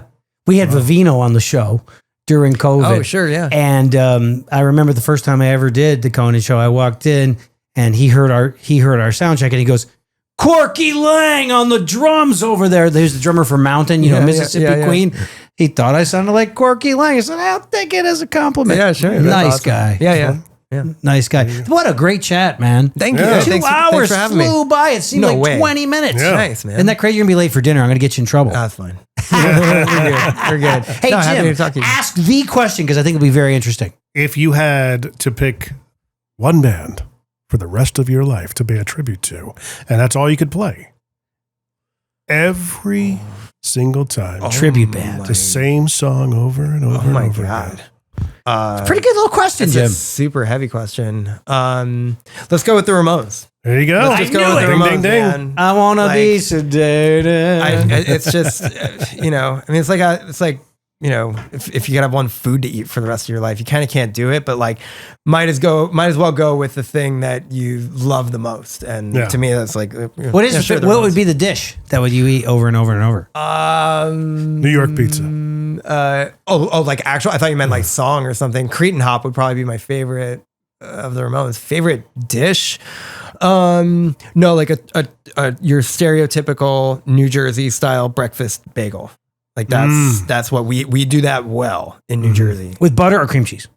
Well, I mean, you'd make it with butter. I wouldn't, because it's very controversial if you're in New Jersey, if it's Taylor ham or is it pork roll. I'm not going to get into that. It's a real fight that we have in New Jersey. But Taylor ham, egg and cheese, that's like a big thing where I grew up. So I'll just go with that. So it's ham. It's ham and egg and cheese on a bake. Yeah. What about you ever have the Kaiser rolls up in that area too? Oh, so good. Because I used to get the egg and cheese on a Kaiser roll when I was. My cheeks would be like, I'd look like Dizzy Gillespie or like some sort of a blowfish if I lived up there. Yeah. Well, my go-to at the diners when we used to finish clubbing, or our thing was going to the cigar bar, the Hat City Ale House. We'd go to the diner afterwards, three brothers, and mine was gravy fries with cheese and a large chocolate milkshake. Oh my God, that's very Canadian. Back when I used to be able to metabolize that stuff very well. Yeah, disco fries is not so great in your as we age. Poutine. Jay, thanks so much for your time, man. Thank you. Yeah, it was great to what a pleasure to do this thing with you. Everybody, check out JayWeinbergOfficial.com. Look for him on tour. Trying to run into him in the grocery store here in Franklin. Check out his oil paintings. You got a Hollow Realm that was recently a little it was art show. Yeah, it was an art show I did a couple years ago. Yeah. Super cool, man. Thank you. Great work, Jim. Thanks for your time and talent. Thank you, sir. And to all the listeners, be sure to subscribe, share, rate, and review. It helps people find the show. And check out the richredmondshow.com where we have merchandise, and use the code FALL25 or 25% off all merch. Thanks, Jay. This has been The Rich Redmond Show. Subscribe, rate, and follow along at richredmond.com/podcasts.